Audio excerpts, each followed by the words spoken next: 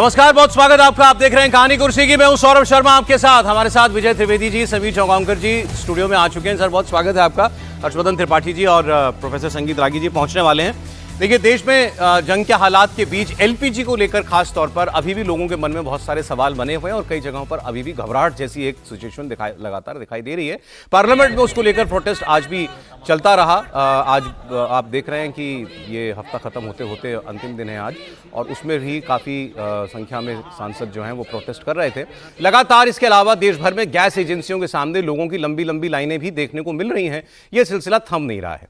इसके अलावा सियासी पार्टियों ने भी सिलेंडर की किल्लत को लेकर सड़क से लेकर संसद तक जबरदस्त प्रदर्शन किया है।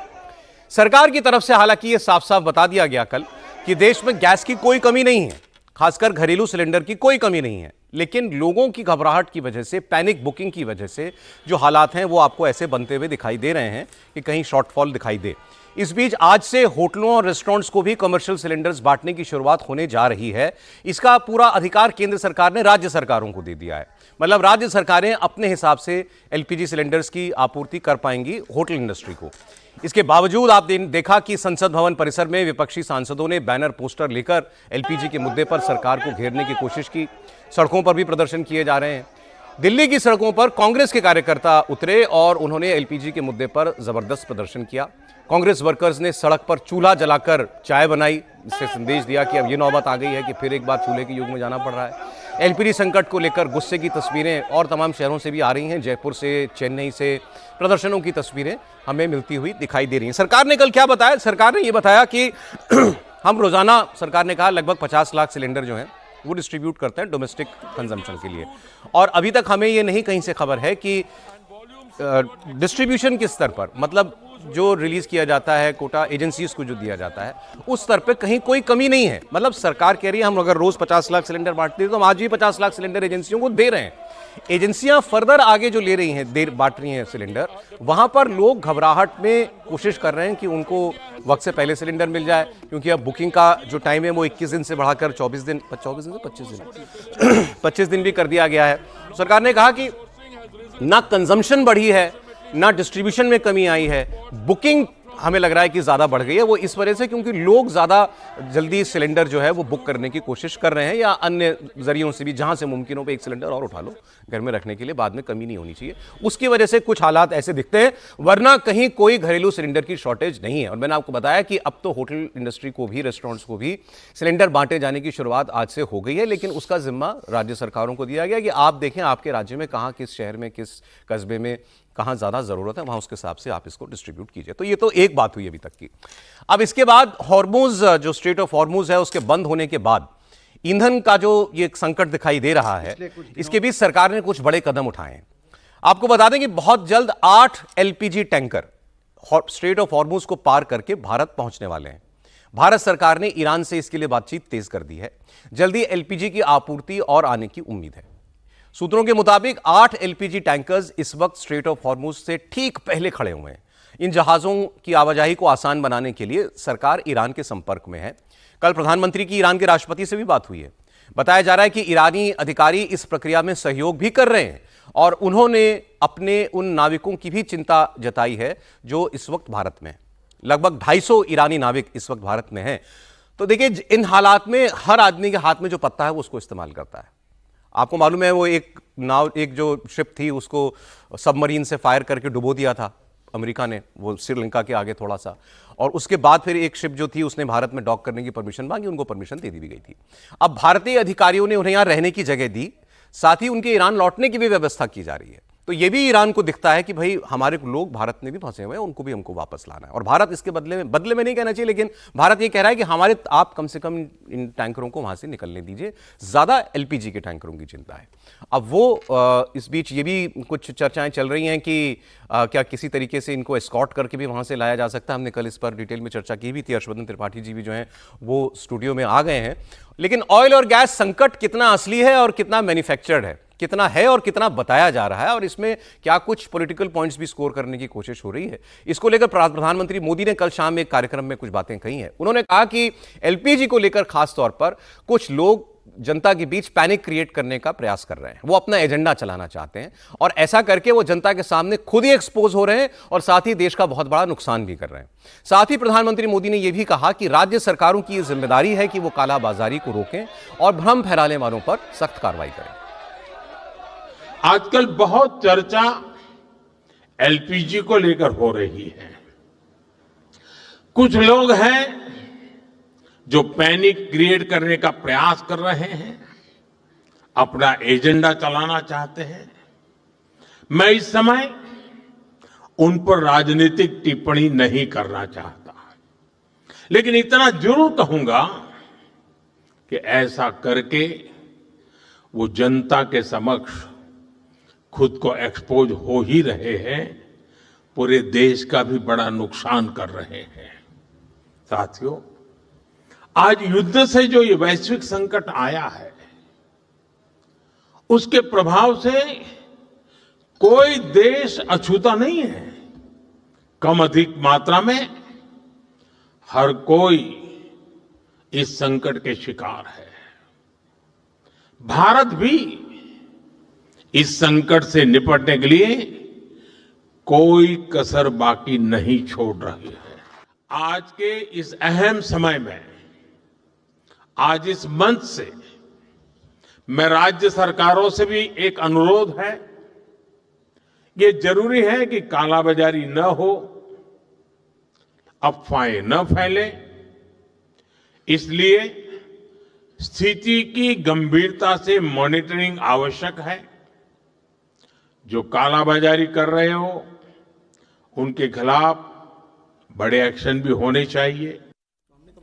तो प्रधानमंत्री कह रहे हैं कि अफवाह फैलाने का प्रयास है, पैनिक क्रिएट करने का प्रयास है। और आप देख रहे हैं सड़कों पर अब तो चूल्हे लगा करके रोटियां की जा रही हैं प्रदर्शन के तौर पर। ऐसी हालत बहुत ज्यादा है नहीं।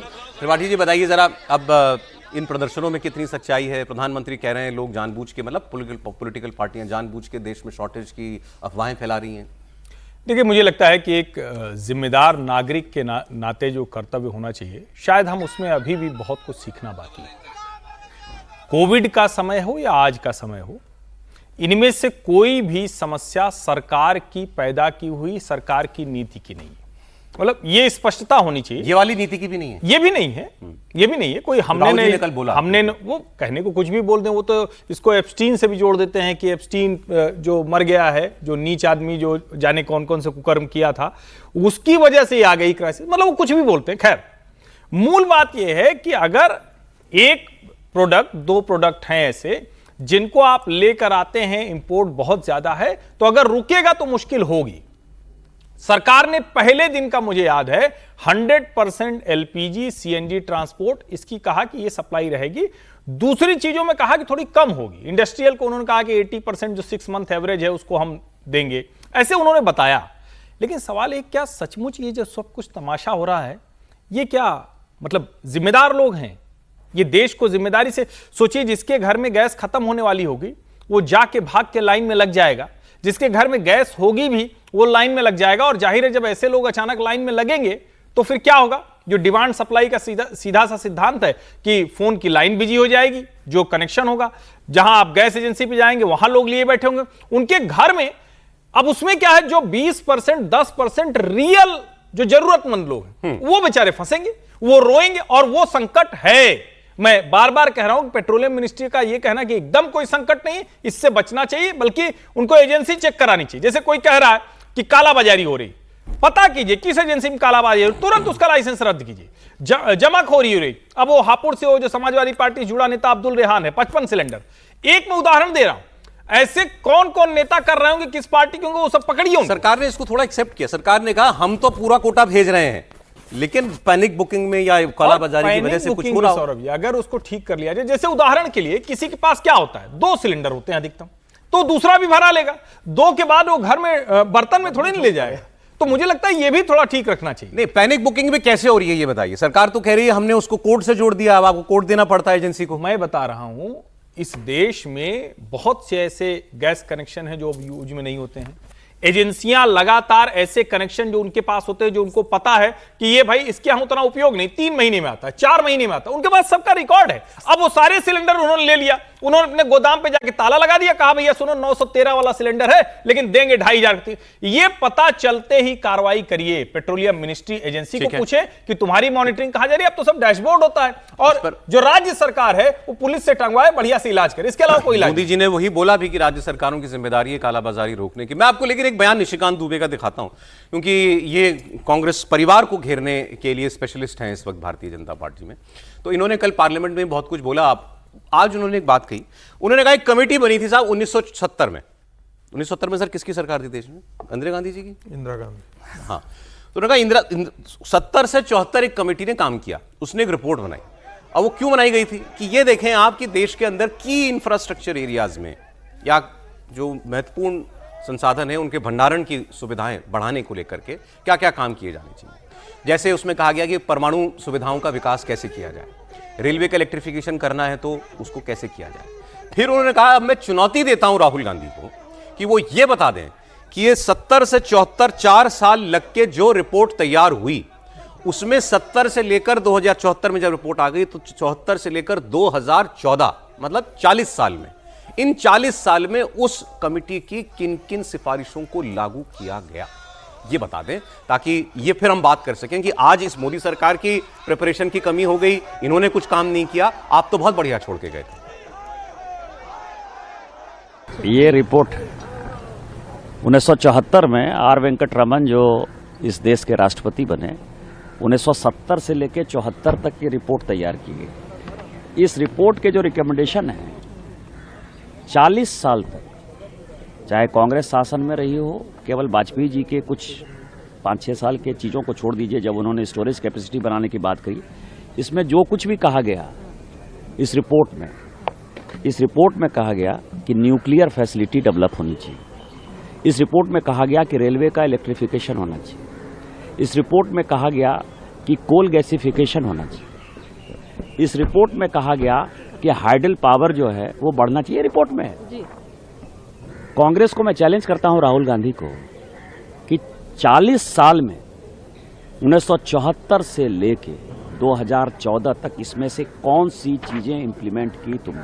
माननीय प्रधानमंत्री जी इस देश के 140 करोड़ लोगों को सारे संकट से बचा के लाएंगे, कहीं कोई क्राइसिस नहीं है। और जो होर्डिंग है वो केवल कांग्रेसी, समाजवादी पार्टी और टीएमसी का क्रिएट किया हुआ। सर अब मामला संभाल लीजिए, 1970 तक बात पहुंच गई है। नहीं, अच्छी बात है, वो सवाल जो कर रहे हैं उसमें कोई परेशानी नहीं है, लेकिन इसका मतलब यह है कि वो आज 2026 में जो सवाल है उनका जवाब नहीं देना चाहते। क्या 2026 में जो भी सवाल है संकट के, वो 1970 से के सवालों से जवाब दिया जा सकता है? उनका मुद्दा वो नहीं है। और अभी जैसे चर्चा हुई कि भाई ये जो चाहे कोविड हो या आज का संकट हो वो सरकार का दिया हुआ नहीं है, ये बात ठीक है, लेकिन उनको निपटना तो सरकार की जिम्मेदारी है, इससे तो आप नहीं बच सकते। उस पर कितना काम हो रहा है, कितना नहीं हो रहा, वो बात की जा सकती है। और सरकार भी अपनी तरफ से कोशिश कर रही है। मैं ये नहीं कह रहा कि सरकार कोई हाथ पर हाथ धरे बैठी है, सरकार कर रही है काम, जितनी संभावना बन सकती है, जितने रास्ते देखे जा सकते हैं वो सब काम उसमें किए जा रहे हैं। लेकिन इसको ये कहना कि ये प्रदर्शन कर रहे हैं, बल्कि मैं समझता हूँ कि ये तो होना चाहिए, इससे ही तो सरकार पे दबाव बनता है। ये पैनिक नहीं है ना सरकार पे। विपक्ष जो है यदि ये नहीं करेगा तो हम सवाल करेंगे कि भैया ये क्या कर रहे हैं। यदि पैनिक हो रहा है, कमी हो रही है, तो सरकार आज जागरूक है। कालाबाजारी पर बोला गया है कि कालाबाजारी कैसे रोकी जाए, जो जहाज मंगाए जा रहे हैं, विदेश मंत्री जी बात कर रहे हैं, ये तो दबाव बनाने के लिए। आप कह रहे हैं कि टैंकर आ रहे हैं और अब वो आ रहे होंगे। कल आपने कहा था, बताया था सरकार ने कि वो वहाँ से हॉर्मुज से, स्टेट ऑफ हॉर्मुज से मिल गई परमिशन, फिर ईरान ने रात को कहा कि हमने कोई परमिशन नहीं दी। मुझे नहीं पता कौन सच बोल रहा है कौन झूठ बोल रहा है। मैं इस पर क्लियर कर दूं सर एक बात, क्योंकि फिर बात हमने भी इसको बारे में पता किया। तो ये बताया जा रहा है कि भारत भी ये नहीं चाहता कि ईरान कोई डिक्लेयर कर दे कि साहब हमने परमिशन दे दी है भारत को। ये एक नया एक्सक्यूज हो सकता है। नहीं, वो उसमें बात ठीक है, हम लोग बात कर सकते हैं। उसमें इनका कहना है कि भाई ना ईरान ऐसा कह सकता, वो कैसे भारत के लिए कोई एक्सप्रेस छूट दे देगा और बाकी देशों को नहीं देगा। अच्छा ये बताइए। वो ठीक है, लेकिन मुद्दा तो ये है ना, कोई स्टेट ऑफ मोटी बात वहां से हमारा सामान आ रहा है कि नहीं आ रहा ये है बस, है ना। और स्टेट ऑफ हॉर्मुज से यहाँ आना कोई डब्बी में बंद करके थोड़ी लाते हो आप, कि उन्होंने मना कर दिया और आपने हाँ कह दिया तो किसी को दिखता थोड़ी है दुनिया में। दुनिया में तो दिख ही रहा है ना। और कल भी जो जहाज आया वो लाइबेरिया की फ्लैग वाला जहाज था, हिंदुस्तान का जहाज नहीं था। लेकिन हमारे लिए वो मुद्दा नहीं है। हमारे लिए मुद्दा कि भाई हमारी सरकार, और मैं कह रहा हूँ कि सरकार अपनी तरफ से कोशिश कर रही है कि कैसे कैसे व्यवस्था की जा सकती है। एलपीजी के लिए दूसरी एक और बात समझनी चाहिए जो निशिकांत जी को भी समझनी चाहिए, क्योंकि 70 से 74 के बाद 2014 में 10 करोड़ एलपीजी कंज्यूमर थे, और जब प्रधानमंत्री जी की उज्ज्वला योजना शुरू हुई उससे लेकर आज तक, मतलब उसके लोग भी और टोटल 33 करोड़ लोग कंज्यूमर हो गए एलपीजी के। 10 लाख करोड़ से 33 करोड़ हो गए, और जो प्रोडक्शन है वो बढ़ा है 40%। हमारे पास जो प्रोडक्शन है ठीक है, बढ़ गई है, तीन गुना कंज्यूमर बढ़ गया और 40% बढ़ी है। हाँ, ये सरकार के आंकड़े, मेरा कोई आंकड़ा नहीं है। तो इसका मतलब सरकार को उस पर तो काम करना चाहिए था, इस पर सवाल होना चाहिए कि नहीं होना चाहिए। फिर हरदीप पुरी साहब ने इससे पहले कौन सी कमी हो रही थी सर? लेकिन ये सवाल तो तब आए कि वो कंज्यूमर बढ़ गए लेकिन प्रोडक्शन नहीं थी, तो पहले भी कमी हो रही थी। नहीं, तो पहले तो कमी नहीं हो रही थी इस क्राइसिस से पहले। इसको भी समझ लीजिए, 50 लाख, जैसे अभी उन्होंने कहा हरदीप पुरी साहब ने कि 50 लाख, वो जब पैनिक होता है तो फिर उसकी जरूरत उस तरह से देखी जाती है। 50 lakh cylinder per day they रहे हैं, अब 50 लाख सिलेंडर को 21 दिन में दिया जा रहा है एक आदमी को, तो कितने हुए? 10 करोड़ हुए। 10 करोड़ सिलेंडर दे रहे हो ना आप सरकार में, और 33 करोड़ कंज्यूमर हैं। 21 दिन को मैं 30 दिन मान लें तो 15 करोड़ कंज्यूमर उसको यूज कर रहे होंगे। इसका मतलब कुछ ना कुछ क्राइसिस है। ये तो हम बहुत डिटेल में चले जाएंगे। हर कंज्यूमर जो है वो 20 दिन में खाली नहीं कर देता, एक महीने में खाली नहीं कर 30 दिन देता। कर दिया पहले ही। मैं ये कह रहा हूं कि सरकार अपना काम कर रही है, लेकिन विपक्ष यदि प्रदर्शन कर रहा है तो इसमें भी कोई ऐसी बात नहीं है, बल्कि मैं समझता हूं करना ही चाहिए ताकि सरकार पर दबाव बने। एक तो रिएक्शंस और दिखा देता हूं मैं इसके ऊपर आपको, फिर बाकी इसमें कोई पैनिक वाली बात नहीं है। गैस की किल्लत को लेकर योगी आदित्यनाथ ने एक पोस्ट किया एक्स पर। उन्होंने लिखा है कि उत्तर प्रदेश में डीजल पेट्रोल की कोई कमी नहीं है, रसोई गैस की कमी से संबंधित अफवाहें हैं, इनसे बचें। योगी आदित्यनाथ ने निर्देश दिए हैं कि कोई जमाखोरी करते या अफवाह फैलाते पकड़ा जाएगा तो उसके खिलाफ सख्त से सख्त कार्रवाई होगी। अखिलेश यादव ने सरकार पर हमला बोला। अखिलेश यादव ने कहा कि लोगों को अब लकड़ियों पर, चूल्हे पर खाना बनाना पड़ रहा है। यह सब भारत की सरकार और बीजेपी सरकार की गलतियों का नतीजा है।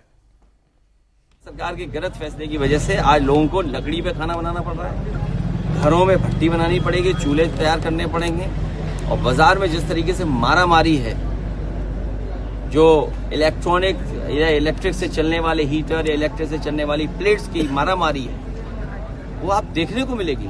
ये एलपीजी की जो कमी है, एलपीजी नहीं मिल पा रहा है, उपलब्ध नहीं हो पा रहा, उसकी पूरी जिम्मेदारी भारत सरकार और उत्तर प्रदेश सरकार की थी। ये दोनों अपनी जिम्मेदारी से भाग रहे हैं, उसकी वजह से ये इतना बड़ा संकट पैदा हुआ है। अब कहां चूल्हे पर खाना बनाने की नौबत आ गई है, ये तो डिटेल में नहीं बताया जा सकता। अखिलेश जी कह रहे हैं ऐसी नौबत आ गई है। दूसरी बात जो वो कह रहे हैं वो सही है, ये भी घबराहट या पैनिक का ही नतीजा होता है। जो उन्होंने कहा कि इंडक्शन कुकर्स या इंडक्शन चूल्हे जो हैं, बिजली से चलने वाले चूल्हे, उनकी डिमांड बहुत बढ़ गई, बल्कि सोल्ड आउट दिखाई दे रहे हैं, आउट ऑफ स्टॉक सब जगह। लोग, आम लोगों का रिएक्शन होता है। 1 लाख एक दिन में खरीदे गए। बोलिए बोलिए। देखिए, इस समय प्रधानमंत्री मोदी संकट में समाधान देश के लिए ढूंढ रहे हैं, और विपक्ष इस संकट में अपने लिए अवसर के रूप में देख रहा है, जो बहुत दुर्भाग्यपूर्ण है। यह केंद्र सरकार का क्रिएट किया हुआ या केंद्र सरकार की लापरवाही से उत्पन्न हुआ संकट नहीं है। यह ईरान पर अमेरिका का और इजराइल के हमले के बाद जो जिस तरीके से परिस्थिति उत्पन्न हुई, उसके कारण पूरी दुनिया में परिस्थिति उत्पन्न हुई है, और भारत भी उससे थोड़ा सा सफर कर रहा है। लेकिन प्रधानमंत्री मोदी ने जिस तरीके से इस पे प्रोएक्टिव होकर इस समस्या का समाधान ढूंढने के लिए तत्काल अपने पेट्रोलियम मंत्री को इस पर ड्यूटी पर लगाया, विदेश मंत्री ने जिस तरीके से ईरान के विदेश मंत्री से 3 बार बात की, प्रधानमंत्री मोदी ने खुद वहां के राष्ट्रपति से इस बात की बात कर सुनिश्चित करने की कोशिश की कि भारत के जो भी तेल से और एलपीजी से तेल से संबंधित जो भी जहाज वहां पर है वो सुरक्षित भारत की धरती पर आ जाए, पोर्ट पर आ जाए। तो प्रधानमंत्री मोदी और विदेश मंत्री और पेट्रोलियम मंत्री लगातार इस बात की कोशिश कर रहे हैं बैठकर लेकर कि तमाम तरह की जो अफवाह उड़ रही है उसके बाद भी भारत सरकार तमाम राहत देने की कोशिश कर रही है। लेकिन मुझे लगता है कि विपक्ष को इस समय इस आपदा में अपने लिए राजनीतिक अवसर ढूंढने के बजाय देश की जनता के साथ खड़े होने चाहिए था। विपक्ष को कहना चाहिए, वो क्या कह रहे हैं सर, सरकार बढ़िया काम कर रही है? नहीं, ये मत कहिए आप बढ़िया काम करिए, लेकिन आप ये भी मत कहिए कि देश में हाहाकार मच गया है, देश में सिलेंडर की कमी हो गई है, लोगों को सिलेंडर नहीं मिल रहा है। और ब्लैक मार्केटिंग जो हो रही है वो किन राज्यों में ज्यादा हो रही है? कर्नाटका में तो कांग्रेस की सरकार है, कर्नाटका में किस तरीके से मारपीट हो रही है, किस तरीके से ब्लैक मार्केटिंग हो रही है, तमाम राज्यों में ब्लैक मार्केटिंग की खबरें आ रही है। योगी आदित्यनाथ ने उत्तर प्रदेश में स्पष्ट निर्देश दिए कि कोई भी अफवाह फैलाएगा और ब्लैक मार्केटिंग करेगा, सख्त कार्रवाई होगी। क्या सरकार को बदनाम करने के लिए कोई अपोजिशन पार्टियां या जो बीजेपी रूल स्टेट्स हैं, नॉन बीजेपी रूल स्टेट्स हैं, वो कोई आर्टिफिशियल शॉर्टेज क्रिएट कर सकती हैं? कर दिया है। ममता बनर्जी के राज्य में अभिषेक बनर्जी का कल बयान था कि हम क्या करें, अगर जनता परेशान है उसके लिए केंद्र सरकार जिम्मेदार है। बंगाल के अंदर ममता बनर्जी सुनिश्चित करने की कोशिश कर रही है कि बंगाल में एक अफवाह फैले और केंद्र सरकार का इसका ठिकरा फूके। तमिलनाडु में स्टालिन इस बात चाय नहीं मिल रही, हिमाचल में सुक्कू आरोप लगा रहे हैं, चाय बना रहे हैं बेचारे। चूल्हे पे। तो यह आरोप और अफवाह कौन फैला रहा है? मुझे लगता है कि इससे बचना चाहिए था। अखिलेश यादव सत्ता में नहीं, लेकिन अखिलेश यादव जिस तरीके से पैनिक क्रिएट करने की कोशिश कर रहे हैं लोकसभा के अंदर, लेट की रोटियां बन रही है सर। ये होगा ना सर, अब ये बताने की कोशिश होगी, शाम को ये कहा जाएगा कि लोगों को खाना नहीं मिल रहा है, लोग भूखे सो रहे हैं, लोगों के पास भूखे मरने की नौबत आ गई है। तो इस तरीके से माहौल, बट जहां प्रॉब्लम है वहां तो है ना सर। भाई सरकार ने कल कहा कि अब हम कल आज से रेस्टोरेंट्स के लिए सिलेंडर जारी हो रहे हैं, दोनों चीजें आज से जारी होने वाले हैं सर। रेस्टोरेंट में और ये सरकार ने ये नहीं कहा कि लोगों तक गैस सिलेंडर पहुंचने में कोई प्रॉब्लम नहीं रेस्टोरेंट के है। उन्होंने कहा हम भेज रहे हैं लेकिन पैनिक बाइंग सरकार के लिए रेस्टोरेंट प्राथमिकता या डोमेस्टिक प्राथमिकता? दोनों चीजें है ना, सरकार अपना काम कर घर रही में है, चूल्हा लेकिन जले, जो परेशानी है, रेस्टोरेंट में बाद में तो चले, ऐसा सरकार नहीं की है कि प्राथमिकता। बिल्कुल ठीक सरकार है। जिस तरीके से एक काम बात- कर रही है, एक बात- मुझे लग रहा है कि विपक्ष उसमें राजनीति नहीं करना चाहिए। प्रोफेसर साहब बता दें इसमें कितनी राजनीति, कितना संकट? देखिए, शुद्ध मैं ये भी नहीं कहूँगा कि क्राइसिस है नहीं। जो कॉमर्शियल सप्लाई होती थी एलपीजी की, वो वाकई सप्लाई कम गई है और उनको बताया जा रहा है कि जो पहले 1700-1800 रुपए में जो सिलेंडर वो करते थे, वो आज के दिन में 3200 और 3400 रुपए में भी सिलेंडर नहीं मिल रहा है। तो क्राइसिस तो हुआ है। घरेलू सिलेंडर तो उसमें तो कोई अभी दिक्कत नहीं हुई है। जो अवधि जो है वो बेशक बढ़ा दिया गया है और हम बार बार अपने मोबाइल फ़ोन पर भी देख रहे हैं कि जो है वो पीएनजी का मैसेज आ रहा है कि हम आपूर्ति बाधा आपको नहीं होगी, आप लेकिन कंजम्पशन को ठीक से आप करें। तो ये सब चीज़ें तो देखिए, पहली बात तो कि चाहे अखिलेश यादव हो या कोई भी हो, जो कुछ भी वो कर रहे हैं वो शुद्ध राजनीति है, उनको करनी ही चाहिए। लेकिन ध्यान रखें, क्या ये क्राइसिस जो है वो भारत सरकार का क्रिएट किया हो गया है? तो मैं कहूँगा नहीं। क्या 10 करोड़ से 33 करोड़ कंज्यूमर खड़ा कर देना ये भारत सरकार की उपलब्धि मानी जाएगी या भारत सरकार का असफलता मानी जाएगी? और यदि 40% प्रोडक्शन यदि बढ़ा दिया गया तो भारत सरकार की असफलता मांगेगी या कांग्रेस सरकार का असफलता मानी जाएगी? नहीं, मैं ये पूछना चाहता हूं, पूछिए, ये जानना भी तो है। नहीं, मैं वही जानना चाहता हूं कि भाई 40%, और फिर प्रधानमंत्री ने कहा है और जितने रिफाइनरीज हैं उन्होंने कमिट किया है कि हम 25% जो है प्रोडक्शन हम बढ़ाने जा रहे हैं। इसका मतलब क्या है? देखिए, इससे बहुत ये हो रहा है, नुकसान हो रहे हैं। अब पानी का जो बॉटलिंग प्लांट है उसको भी लेकर के खबरें आ रही थी कि उसका भी कॉस्ट हो सकता है बढ़ जाए, क्योंकि उनको पॉलीमर की जो बनता है वो तो पेट्रोलियम से ही बनता है, उसका कॉस्ट बढ़ रहा है। तो उसकी बॉटलिंग, बॉटल्ड वाटर जो है उस सप्लाई में भी कॉस्ट बढ़ने की है।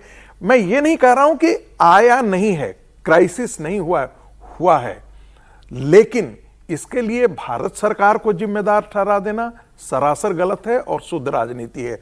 दूसरी बात, होर्डिंग हर जगह हो रही है, चाहे भारतीय जनता पार्टी की सरकार हो, वहां भी होर्डिंग हो रही है।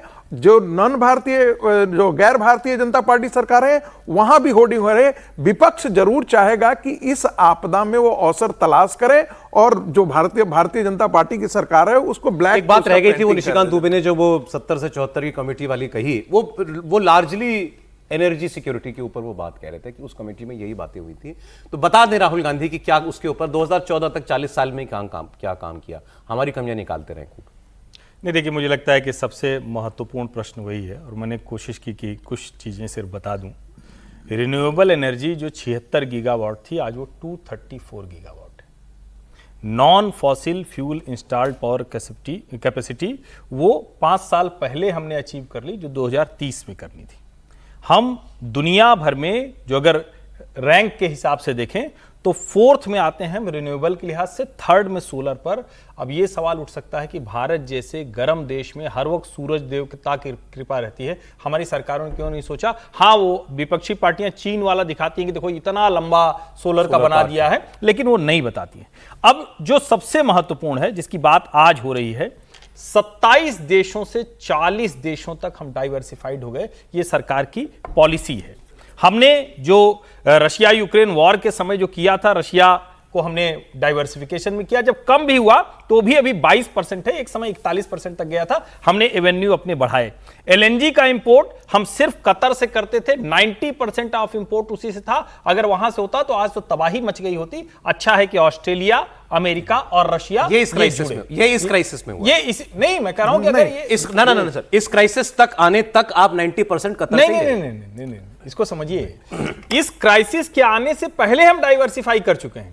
अमेरिका, ऑस्ट्रेलिया और रशिया से हम गैस लेते। इस क्राइसिस के बाद हमने क्या किया, जो हमारा प्रेस कॉन्फ्रेंस में परसों बताया था। नहीं, मैं उसी को क्लैरिफाई कर रहा हूं। मैं डाइवर्सिफाई पहले किया है, इसी सरकार ने किया है, वो अभी तक इंप्लीमेंट ना हुआ हो। अभी क्या किया उन्होंने, जो स्ट्रेट ऑफ हॉर्मुज से जो सप्लाई थी वो और ज्यादा, पहले 70% होती थी, अब सिर्फ 55%, यानी उसको और डाइवर्सिफाई कर दिया। ये काम उन्होंने किया है। और जो सबसे जरूरी देश को सुनना चाहिए, प्री 2014 निग्लिजिबल स्ट्रेटेजिक रिजर्व था।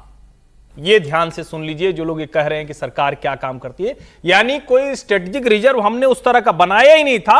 और आज जिस 74 दिन की बात हो रही है वो 5.33 MMTC, वो इसीलिए आज हम ये करने की स्थिति में। मैं सिर्फ ये बता रहा हूं कि ढेर सारी ऐसी चीजें हैं जिसको करना चाहिए था, पहले की सरकारों ने सोचा। इस सेगमेंट की अंतिम बात आपके लिए, अंतिम बात। नहीं भाई, ये तो कह रहा हूं कि सरकार तो काम कर ही रही है, लेकिन इसको ये कहना कि कोई क्राइसिस नहीं हुआ, और दूसरा अपोजिशन कोई, हम लोग बहुत सेंसिटिव हो गए आजकल की, अपोजिशन कोई भी बात करे तो उसको राजनीति के लिए तो बैठे हुए हैं। वो प्रॉब्लम नहीं, वो ठीक है सर, वो तो उसमें कोई इशू नहीं है। सरकार काम कर ही रही है। दो बातें, लेकिन कतर के, एक बात समझिए, कतर से जो सप्लाई हो रही है और अमेरिका से सप्लाई हो रही है, ये कोई समझदार आदमी इसको बैलेंस करेगा?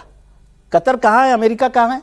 किस तरह की समझदारी की बात है? क्राइसिस में हो सकता है कि अमेरिका से मंगा ले। मैं अभी भी सहमत नहीं हूं। हाँ। ये जो प्रेस कॉन्फ्रेंस में भारत सरकार ने बताया, हम 60% आयात करते हैं गैस टोटल अपनी जरूरत का, उसका 90% कतर से कतर से, हाँ वही ले रहे थे। वो अब स्ट्रेस में आया है, ये बताया गया। वो जो आप कह रहे हैं वो उन्होंने कहा था, अब हमने वो क्रूड ऑयल के लिए बोला। वो आप 70% जो बता रहे हैं वो क्रूड ऑयल के लिए था, गैस के लिए नहीं था। फिर कह रहा हूं, गैस ऑस्ट्रेलिया और अमेरिका और रशिया से डाइवर्सिफाई पहले ही किया। ये इसको हम लोग चेक कर सकते हैं। अमेरिका से और कतर से गैस का सप्लाई को कैसे आप वो समझ सकते हैं? मतलब कोई भी समझदार आदमी इस पर चर्चा करे। पेट्रोलियम और गैस का भंडार निशिकांत जी को थोड़ा सा भविष्य में ले आइए। और भारत सरकार ने उसको ये किया था, कैन करके कंपनी थी, उसको रोका किसने था? कांग्रेस पार्टी ने रोका। उसको लिटिगेशन में कौन ले गया? कांग्रेस पार्टी ने ले गया। ठीक है सर, सरकार का कहना यह है कि चाहे कोविड हो चाहे ये वाला एनर्जी क्राइसिस, ये दोनों बातें जो हैं वंस इन डेकेड्स या वंस इन सेंचुरी वाली बातें होती हैं। ना कोविड जैसा काल उससे पहले कभी आया था, ना दुनिया के सामने ऐसा ऊर्जा संकट इससे पहले कभी खड़ा हुआ था। ये सरकार का पक्ष है। तो जो भी टीका टिप्पणी की जाए इन दोनों बातों को बता करके देखकर सामने किया जाए। ये संकट के लिए तो सरकार होती है। ठीक है। राजस्थान का जिक्र किया, तो जो सरकारी कंपनी है इंजीनियर्स इंडिया लिमिटेड और ISPRL Indian strategic petroleum reserve limited, ये दोनों मिलकर बीकानेर के सॉल्ट कैवर्न्स में 52 लाख टन का रिजर्व बना रहे हैं। ठीक, मैंने आपको बताया था, मैं आपको संभल का और मेवात का एक बड़ा हैरान करने वाला वीडियो दिखाऊंगा, वो दिखाऊंगा, लेकिन उससे पहले कुछ पॉलिटिकल बात जो रह गई थी वो पूरी कर लेते हैं। देश में जो भी संकट चल रहा है तेल गैस का, इसको लेकर ही कल राहुल गांधी पार्लियामेंट में बोलना चाह रहे थे, बोलने की इजाजत दी गई। ओम बिरला जी का ये नो कॉन्फिडेंस मोशन के बाद पहला दिन था पार्लियामेंट का, और वो आए, परमिशन दी पहले राहुल गांधी को बोलने की। राहुल गांधी बोलने के लिए खड़े भी हुए, आदतन राहुल गांधी, लेकिन 2.5 मिनट के बाद हाईवे छोड़ करके स्लिप रोड पर निकले और वहां उन्होंने बात की एप्स्टीन की। तो निशाने पे कल सीधे प्रधानमंत्री भी नहीं आए, निशाने पे आए Hardeep Puri, oil and gas minister. उन्होंने कहा ये बैठे हैं मंत्री जी यहाँ पर, और मंत्री जी कह चुके हैं कि ये एप्स्टीन के दोस्त हैं। उन्होंने कहा इनकी बेटी जो हैं वो सोरोस से फंड लेती हैं, ये मैं प्रूव कर सकता हूं। अभी वो आए ही थे यहां पर कि स्पीकर ने वहीं तुरंत जो है ब्रेकर लगा दिया, और उन्होंने कहा आपको मुद्दे पे बोलना है, जिस मुद्दे पे आपने नोटिस दिया था देश में गैस संकट पर, क्या आप उस पर बात करेंगे? अब उसके बाद क्योंकि कैमरा राहुल गांधी पे गया नहीं, तो उनका जवाब हाँ था या ना था ये नहीं पता। स्पीकर ने कहा कि नहीं बोलना आपको, 1-2 बार पूछा, और उसके बाद स्पीकर ने कहा ठीक है मत बोलिए, कोई जरूरत नहीं, बैठ जाइए। LOP, लीडर ऑफ अपोजिशन को। फिर उसके बाद उन्होंने कहा, अगले वक्ता धर्मेंद्र यादव थे समाजवादी पार्टी से, वो खड़े हुए, आप बोलिए। उन्होंने कहा मैं चाहता हूं कि मौका दिया जाए लीडर ऑफ अपोजिशन को, राहुल गांधी को बोलने का। उन्होंने कहा आपको भी नहीं बोलना, आप भी बैठ जाइए। फिर उन्होंने कहा मंत्री जी आप अपना जवाब दीजिए। मंत्री जी ने जवाब दिया, मंत्री जी के जवाब पे खूब हंगामा होता रहा, देखो देखो कौन आया, एप्स्टीन का दोस्त आया, और उसके बाद सभा बर्खास्त कर दी गई। लेकिन इससे 2-3 बातें प्रूव हुई। एक तो ये कि राहुल गांधी भी अपना जो इशू है उसको छोड़ने को तैयार नहीं है, और स्पीकर साहब भी कल तय करके आए थे कि बहुत हो गया, अब मैं बार बार इनके साथ झकझक नहीं करूंगा। नियम की बात है, आपने जिस विषय पर नोटिस दिया उस पर बोलिए, आप जरा भी दाएं बाएं गए तो फिर उसके बाद फिर आपको मौका नहीं दिया जाएगा। वो छोटा सा हिस्सा है क्योंकि ज्यादा बोले ही नहीं, वो सुन लीजिए। I have figured the puzzle out. And the puzzle is about compromise. We have a gentleman sitting here who is the oil minister. He himself has said that he is a friend of Mr. Epstein. Sir, I'm talking about oil security, sir. Sir, I'm talking about oil national. I'm talking about economic security, sir. माननीय सदस्य, Sir, here I have a document which shows that his daughter has received money from George Soros. माननीय सदस्य आपने जो notice दिया है, उस notice में बोलिए आप नोटिस में बोलिए। माननीय सदस्य, आप प्रतिपक्ष के नेता हैं, मैं आपको फिर आग्रह करना चाहता हूं, आप नोटिस अगर इस बात पर बोलने होता है तो नोटिस आज इस बात का देते हैं।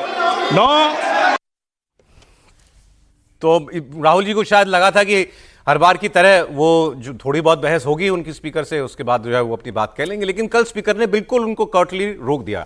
अब इससे ज्यादा इंटरेस्टिंग कहानी और बताई किरण रिजिजू ने। राहुल गांधी को कल बोलने का मौका मिला कैसे? देश में कोई गैस संकट पर या जंग के हालात पर पार्लियामेंट में डिस्कशन का वक्त तय नहीं हुआ था। ये ऐसा नहीं था कि कोई ओपन हाउस में डिस्कशन हो रहा है। राहुल गांधी को स्पेशली बोलने की परमिशन दी गई थी। स्पीकर से उन्होंने चिट्ठी लिख के रिक्वेस्ट की थी कि मुझे इस विषय पे बोलना है। स्पीकर ने उनको इजाजत दी। सरकार ने भी इस पर ऐतराज नहीं किया कि बोलने दीजिए। उसके बाद किरण रिजिजू ये बताते हैं कि इस वजह से हमने समय भी उनके ऊपर छोड़ा। आप किस समय बोलना चाहते हैं? उन्होंने कहा 4 बजे बोलना चाहते हैं। ठीक है 4 बजे बोलिए। वो किरण रिजिजू बता रहे हैं कि हमने राहुल गांधी के स्टेटमेंट के बाद चूंकि फिर जवाब देना होता मंत्री को, तो हमने मंत्री से जल्दी जल्दी उनका जवाब तैयार करवाया कि आपका जो भी स्टेटमेंट है उसको जल्दी तैयार कर लीजिए, क्योंकि 4 बजे राहुल गांधी को बोलना है, उसके बाद आपको जवाब देना है। तो हम तो इतना बढ़कर के उनको अकोमोडेट कर रहे हैं और राहुल गांधी पर्सनल अटैक करते हैं। आप सुनिए। लीडर ऑफ ऑपोजिशन ने एक पत्र लिखा स्पीकर साहब को।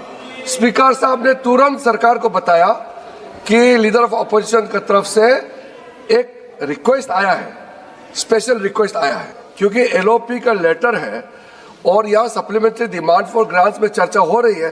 फिर भी हम बीच में स्पेशल परमिशन देंगे और हम समय भी एलओपी से पूछा आप कितना बजे बोलना चाहते हैं। हम लोगों को बताया गया कि 4 बजे का लगभग वो बोलना चाहते हैं और हमने पेट्रोलियम मिनिस्टर को जवाब इतना जल्दी तैयारी कराया। तो मुझे ये क्लैरिफाई करना जरूरी था कि पेट्रोलियम मंत्री का जो स्टेटमेंट है वो स्पेशल लीडर ऑफ ऑपोजिशन का रिक्वेस्ट पे हम लोग ने किया। इसको आप लोग कम से कम इतना गंभीर मुद्दे को चर्चा करने में तत्काल हम लोग तैयार हो गए और नोटिस दिया, वो भी लिखित नोटिस। एलपीजी गैस के बारे में मैं कहना चाहता हूं, वो एब्स्टेन फाइल पे चले गए, वो पर्सनल अटैक करने लगा। आप लोग अगर गंभीरता से सदन को चलाना चाहते हैं, आज ही स्पीकर साहब ने 32 मिनट पूरा ऑब्जर्वेशन दिया। मैं तो कम से कम अपेक्षा कर रहा था आज का दिन। अब इसकी बात करेंगे हम। अभी खबर आ रही है कि chief election commissioner Gyanesh Kumar को हटाने के लिए महाभियोग प्रस्ताव को लेकर के नोटिस दे दिया गया है। सीईसी को हटाने के प्रस्ताव को लेकर टीएमसी ने दोनों सदनों में नोटिस दे दिया है, मतलब राज्यसभा और लोकसभा में। तो ये काम भी हो ही गया। ये क्या इसमें फर्स्ट टाइम आप बता रहे हैं? ये आज तक कभी मुख्य चुनाव आयुक्त के खिलाफ महाभियोग अच्छा, दोनों सदनों के अंदर टीएमसी ने इसको लेकर के नोटिस दे दिया है। तो अभी स्पीकर को हटाने को लेकर के अभी 2 दिन की बहस के बाद वो प्रस्ताव गिरा। अब सीईसी को लेकर ये भी बड़ी बात है कि दोनों सदनों में दिया गया। जनरली एक सदन में दिया जाता है नोटिस, और दोनों सदनों में देना, लोकसभा में भी और राज्यसभा में। लोकसभा में 100 सांसदों का हस्ताक्षर चाहिए, राज्यसभा में 50। इसका मतलब ये कि विपक्ष ये बताना चाहता है कि भाई हम इस मुख्य चुनाव आयुक्त से कितने नाराज है और उनकी नज़र में उनको लगता है कि कितना पक्षपातपूर्ण रवैया कर रहे हैं, और इसलिए हमने दोनों सदनों में नोटिस दिया हुआ है। अब इसका हश्र तो वही होगा, विपक्ष भी इस बात को जानता है कि जिस तरीके से ओम बिरला के खिलाफ अविश्वास प्रस्ताव लेकर आए थे, उसका जो हश्र हुआ वही हश्र इसका होने वाला है। लेकिन मुझे लगता है ये ठीक नहीं है। एक संवैधानिक संस्था के खिलाफ आपने जिस तरीके से देश के अंदर माहौल बनाने की कोशिश की और अब एक अविश्वास प्रस्ताव लेकर आ रहे हो, और अब मुझे लगता है कि अब देश के अंदर आप जनता के बीच में किस तरह की छवि चुनाव को लेकर बनाना चाहते हो। उन्होंने कहा इन बातों पर ज्यादा टची होने की जरूरत नहीं, सब बिल्कुल जरूरी है। ये संवैधानिक संस्था, और संवैधानिक संस्था पे बैठे हुए मुख्य चुनाव आयुक्त के खिलाफ इस तरह से लाकर एक संवैधानिक संस्था को बदनाम करने का काम विपक्ष जो कर रहा है, मुझे लग रहा है बहुत गंभीर मामला है। लगता है हमारे लिए फेयर नहीं है, वो ले आए, संख्याबल होता तो हटा लेते, नहीं है तो नहीं हटा पाएंगे। सबूत लेके जाइए ना। मैं भी सहमत हूं, इसमें इतनी हाई तो भाई क्या सर, एक सबूत तो दीजिए कि पार्लियामेंट्री प्रोसेस को चलाएंगे कि नहीं चलाएंगे। एक सबूत दे दीजिए। सर मैं कह रहा हूं इसका प्रावधान संविधान में किया गया ना, ये व्यवस्था पार्लियामेंट्री प्रोसेस में है। ये कोई कुछ सोच के ही दिया गया था, अब उसको वो एक्सरसाइज कर रहे हैं। देखिए, जब संविधान सभा में इस पर चर्चा चल रही थी तो अंबेडकर जी ने कहा था कि भैया किसी भी स्थिति में मुख्य चुनाव आयुक्त को या चुनाव आयोग को किसी भी कार्यपालिका के अधीन नहीं करना है, उसकी निष्पक्ष बॉडी बनी रहे। अगर वो किसी कार्यपालिका के अंदर चला जाएगा तो प्रभावित होने की संभावना ज्यादा है। जिस तरीके से बनाया गया है, तो नहीं, मुझे लगता है कि इस तरीके से जो किया जा रहा है, एक संवैधानिक संस्था प्रमुख को बदनाम करने का काम विपक्ष कर रहा है, ये बहुत दुर्भाग्यपूर्ण है। नहीं, मैं कह रहा हूं जब कांग्रेस पार्टी अपने दरबार में बैठने वाले को राष्ट्रपति बनाती थी, जब कांग्रेस पार्टी अपने दरबार में जूते उठाने वाले को मुख्य आयुक्त बनाती थी। पर आप बोल रहे हैं संवैधानिक। अरे मैं तो बता रहा हूं ना, मैं तो बोल ही रहा हूं ना, ये तो मेरा अधिकार है ना बोलने का। अब यहाँ भी आप थोड़े कंटेम्प्ट ऑफ कोर्ट ले आएंगे। नहीं, कंटेम्प्ट नहीं, वो संवैधानिक पद बता रहा मैं तो कह रहा हूं ना कि किचन में काम करने वाले को राष्ट्रपति बना देते थे। जब आपके दरबार में चप्पल उठाने वाले को आपने मुख्य चुनाव आयुक्त बना दिया था, तब आपको नहीं लगता था कि संस्थाएं मर रही हैं, संस्थाएं खत्म हो गई हैं। आज जाकर के आप तो हाईकोर्ट भी गए थे, सुप्रीम कोर्ट भी गए थे, और आपका अधिकार है, इसमें कोई दो राय नहीं है, आपका अधिकार है कि आप उसे हटाएं, लेकिन आप उसे हटा नहीं सकते हैं क्योंकि आपके पास पॉलिटिकल शुद्ध और शुद्ध।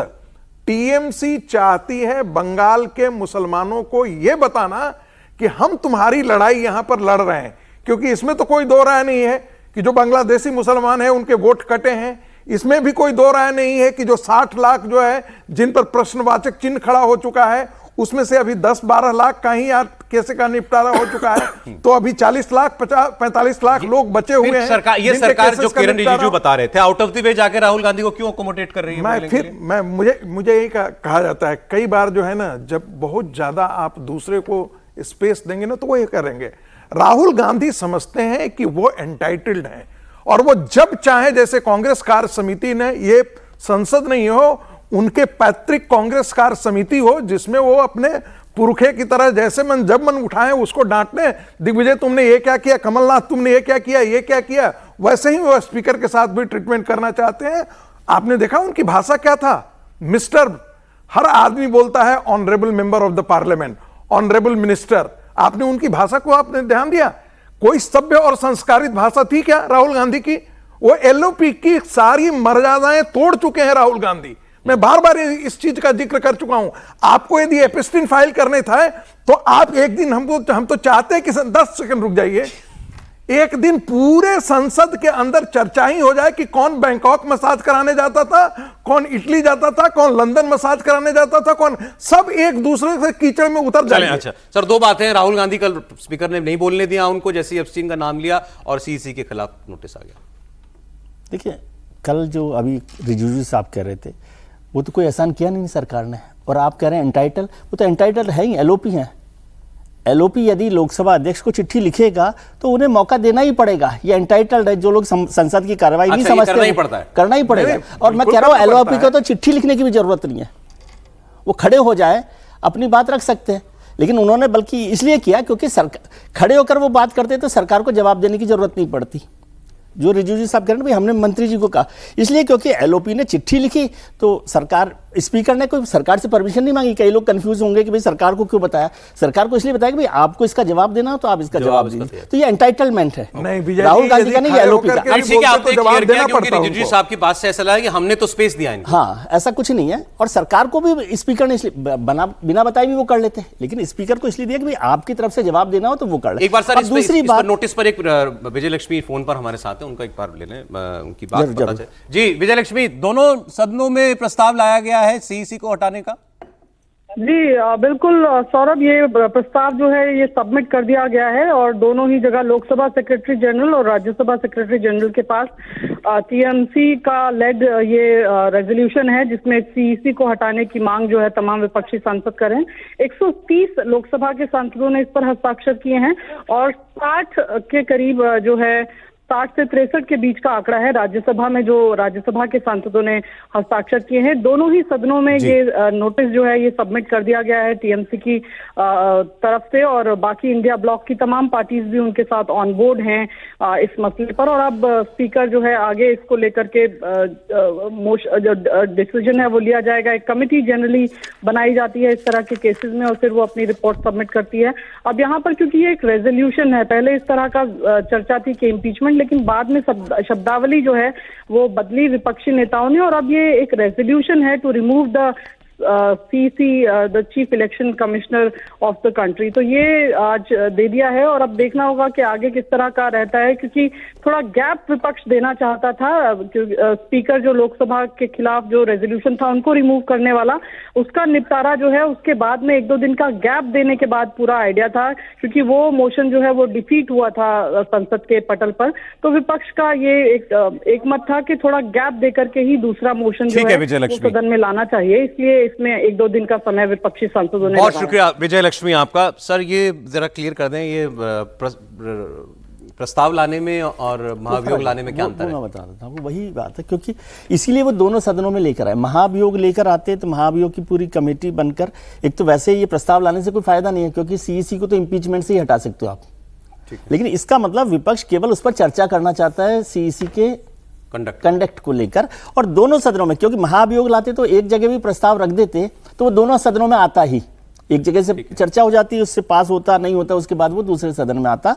लेकिन यहां लाए तो इसका मतलब वो उसको दोनों हाउस में केवल चर्चा चाहते हैं, हटाने का प्रस्ताव कहने के लिए है। हटाया तो जा नहीं सकता सीईसी को बिना इम्पीचमेंट के। वैसे इस पे वोटिंग होती है, वोटिंग इस पर नहीं होगी, इस पर जरूरी नहीं है, मतलब वोटिंग मांग लेंगे तो होगा, लेकिन इम्पीचमेंट पर होता तो वोटिंग करना ही पड़ता। और इसमें केवल ये बताया कि एक, जैसे विजय लक्ष्मी भी बता रही है कि 63 राज्यसभा में है और 130 लोकसभा में, इसका मतलब टीएमसी नहीं है ना, केवल अपोजिशन की भी बहुत सारी पार्टी आ गई है। और मैं कह रहा हूँ ये सब हमारे डेमोक्रेटिक सिस्टम का पार्ट ऑफ प्रोसेस है, तो कोई चर्चा हो इसमें कोई। और आपको मैंने बताया, शायद कल भी हमने चर्चा की थी कि जो टीएन सेशन जो हमारे सबसे चर्चित सीईसी रहे हैं, उनके खिलाफ भी मोशन आया था इम्पीचमेंट का, वो भी गिर गया था। उसके बाद नवीन कुमार, क्या नाम था उनका, नवीन चावला सीईसी नहीं थे, ईसी थे, तो उनके खिलाफ इम्पीचमेंट नहीं आ सकता था, लेकिन 200 विपक्षी नेता सांसदों ने उनके सर सेशन के भी खिलाफ नहीं आया, इम्पीचमेंट आज तक कभी, अरे मोशन मूव किया था, वो तो उसको एब्रप्ट कर दिया उन्होंने, मोशन मूव किया था। और नवीन चावला सीईसी नहीं थे तो उनके लिए इम्पीचमेंट की जरूरत नहीं, लेकिन 200 एमपीज ने उनके खिलाफ नोटिस देकर चर्चा की थी। लेकिन मैं ये कह रहा हूं, यदि मान लो दोनों भी नहीं होता, पहली बार भी होता तो पहली बार होने में भी क्या आपत्ति, ये पार्ट ऑफ प्रोसेस है। बताइए, आप कहते हैं ऐतिहासिक है? नहीं, ऐतराज किसी को नहीं है, जो तरीका है वो करें, और अगर उनकी क्षमता हो तो कुछ उस पर आगे भी बढ़ें, कुछ करके भी कुछ नंबर्स ले आएं, कुछ दिखे तो हर बार वोटिंग से पहले भाग जाते हैं, इसका मतलब उनके साथ खड़े जो लोग हैं वही उनके साथ सहमत नहीं रहते।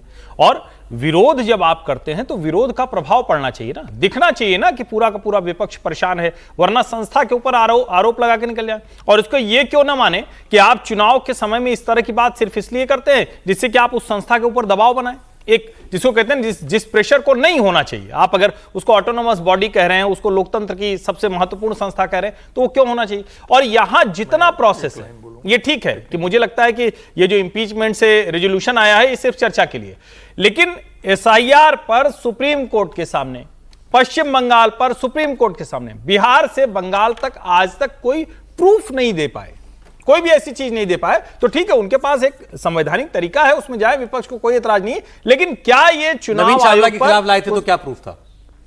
नहीं, नवीन चावला का तो खैर बहुत बिहेवियरल मिसकंडक्ट का मसला था, और उनके ऊपर तो जो आरोप थे वो बहुत गंभीर थे। वो दूसरे साथी आयुक्त नहीं लगाए थे, वो हमने नहीं लगाए थे, उन्होंने लगाया था कि बीच में उनको बाथरूम चले जाते थे, मुख्य चुनाव आयुक्त ने लगाया था, फोन कर मुख्य चुनाव आयुक्त ने लगाया था। तो मुझे लगता है कि वो तो बहुत गंभीर था यहां। और यहां आप ये भी देखिए ना, ये किसी व्यक्ति से नहीं है, नवीन चावला के ऊपर व्यक्ति के तौर पर था। यहां इनको राजीव कुमार से भी दिक्कत थी, भूल गए ना सब राजीव कुमार को। अभी तो उसके घर परिवार को क्या नहीं बोला था, उनके घर पर किस तरह, यहां तक कह दिया था। पर्सनल दुश्मनी थोड़ी कि उनके साथ रोज झगड़ा नहीं, यहां तक कह रहे हैं कि ये राजीव कुमार से प्रॉब्लम थी, उससे तो हर बार जब जो भी नया सिस्टम होगा उस प्रॉब्लम हो सकती है, प्रॉब्लम सरकार से है। यहां तक कह दिया था कि राजीव कुमार देश छोड़कर एक फलाना द्वीप में बस गए हैं और ऐसे ही सब भाग जाएंगे।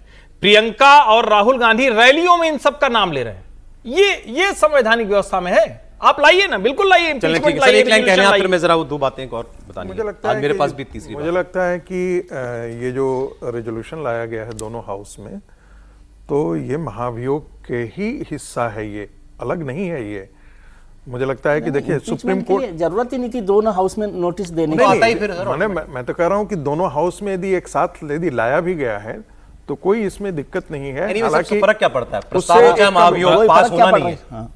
पास नहीं होना है, लेकिन प्रक्रिया जो है वो सुप्रीम कोर्ट के जज को जैसे रिमूव करते हैं तो उसमें एक हिस्सा जरूर ये बनता है कि एक कमेटी बन जाती ठीक है है। सर। एक हाउस भी यदि प्रस्ताव कर देता है तो दूसरा हाउस कमेटी बनाकर के अब देखिए इसको आज मूव किया है, आगे इस पर क्या व्यवस्था दी जाती है स्पीकर साहब की तरफ से।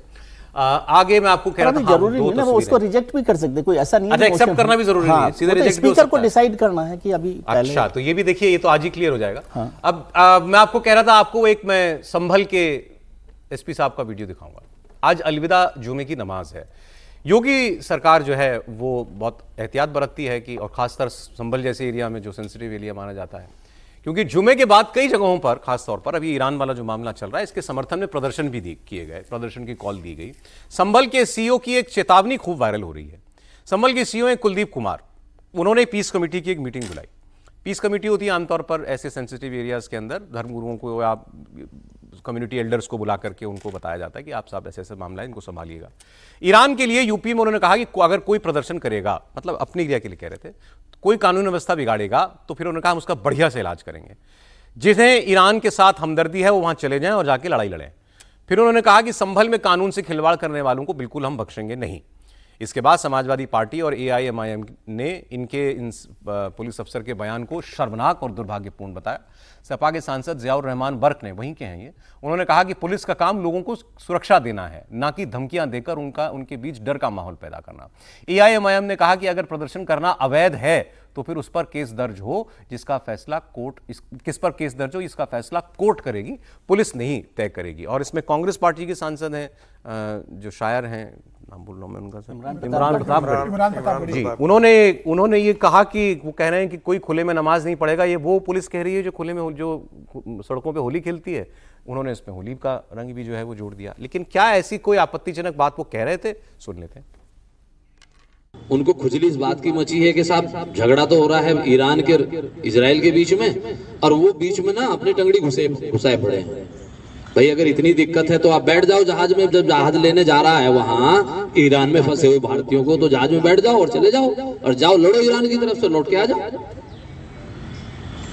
लेकिन किसी दूसरे दो देशों के बीच में झगड़ा हो रहा है, और उस झगड़े का अगर हमारे देश में कानून व्यवस्था पर कोई असर पड़ेगा तो हम फिर इलाज करेंगे बहुत बढ़िया वाला। फिर आगे उन्होंने ऐसा कहा कि मैं देख रहा हूं कोई 2 जगहों पर छाती पीटी गई। ये शब्द भी उन्होंने इस्तेमाल किए, भाई कोई उड़ती लकड़ी मत लो, हमारा कोई मामला नहीं है, हमारा उससे कोई लेना देना नहीं है। वो कह रहे हैं कि ईरान के मामले पे मैं यहाँ प्रदर्शन वगैरह नहीं होने दूंगा, ये छाती पीटने वाला काम मैं अपना नहीं होने दूंगा। भाषा जो भी थी वो आपने सुन ली। समीर जी बताइए, इनकी बात जायज़ है कि इनके ऊपर जो क्रिटिसिज्म हो रहा है वो जायज़ है? अब जो जिस भाषा में समझेगा उसको उसी भाषा में समझाया जाएगा। कुलदीप कुमार को लगा हुआ कि भाई मैं एक लाइन में अगर बोल दूंगा कि भाई कोई कानून व्यवस्था को खराब ना करे, कोई प्रदर्शन ना करे यहाँ पर और शांति से रहे, तो उन्हें लगा होगा कि पूरा विस्तार में बताना पड़ेगा कि भाई आपको अगर लगता है कि ईरान को लेकर आपके मन में अगर बहुत हमदर्दी है तो आप ईरान चले जाए, युद्ध का हिस्सा बने। तो उन्होंने पूरा विस्तार से बता दिया, और उनकी जो मंशा थी उन्होंने बता दिया कि भाई योगी का शासन है, यहाँ पर किसी भी तरह के कानून हाथ में लेकर आप उपद्रव करने की कोशिश करोगे, जुम्मे के नमाज के दिन आप अराजक तत्वों को इकट्ठा करोगे, पत्थरबाजी करने की कोशिश करोगे या किसी तरह का उपद्रव करोगे, तो फिर आपका अच्छे से इलाज किया जाएगा। उन्होंने पहले ही बता दिया कि बाद में मैं इलाज करूं, उसके पहले मैंने आपको स्पष्ट शब्दों में अच्छे से समझा दिया। अब समझ जाएंगे तो शांत रहेंगे, नहीं समझेंगे तो फिर कुलदीप कुमार और यूपी सरकार इलाज कर देगी। तो मुझे लगता है कि उनका जो भाव था उस भाव को समझने की जरूरी है, शब्दों में जाने की जरूरत नहीं। उन्होंने किस शब्दों में कहा, उनका जो भाव था सरकारी अफसर शब्दों में भी क्यों ना जाए? नहीं, उन्होंने, अब ठीक है, अब विपक्ष आरोप लगा रहा है, कांग्रेस के नेता कह रहे हैं कि जिस तरह के शब्दों का इस्तेमाल नहीं है, काफी लंबा चौड़ा भाव महत्व का है। अश्लील बोला उन्होंने, अश्लील अब जो भी था, अब इसको आप जैसे भी ले लें। नहीं, क्योंकि इतना जो बोला उसमें तो कोई ऐसा, ठीक है अब इलाज कर देंगे, पुलिस वाले की भाषा है, थोड़ा बहुत ऐसा हो सकता है, लेकिन कोई भी ऐसी बात उन्होंने की। मैंने सोचा कि शायद कुछ गंभीर बात उन्होंने कह दी होगी जिस पर हमें आलोचना करना बनता है। भाई वो ये कह रहे हैं कि 2 देशों छाती पीटना, प्रदर्शन करना है वहां ईरान के लिए, ये करना है तो वहां चले जाओ जाकर के, इसमें कोई लड़ाई लड़ो जाकर, कोई ऐसी चीज नहीं है। और अगर वो ये कह रहे हैं भाई वहां का जो कुछ है यहाँ की कानून व्यवस्था फर्क ना पड़े, उसी के लिए नौकरी दी गई भाई उनको।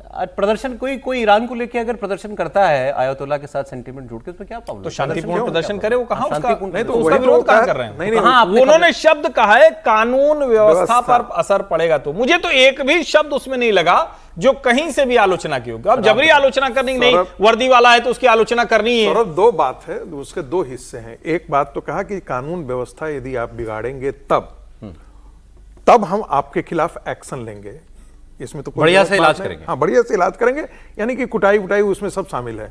दूसरी बात, उन्होंने कहा कि आपको यदि इतनी ही हमदर्दी है, ईरान से जाकर के हमदर्दी है, तो वही बात हो रही है ना, खिलाफत मूवमेंट को लेकर के गांधी जी है भारत के अंदर आ गए थे, आपकी आस्था कहां बसती है? ईरान में बसती है, तो जाइए जाकर के ईरान में लड़ाई है। 10 सेकंड सर, लोग सीरिया में भी लड़ने जाते हैं ना। इन्होंने तो खबर ही बिल्कुल नहीं दी। उन्होंने अपने प्रमोशन की तैयारी कर ली है।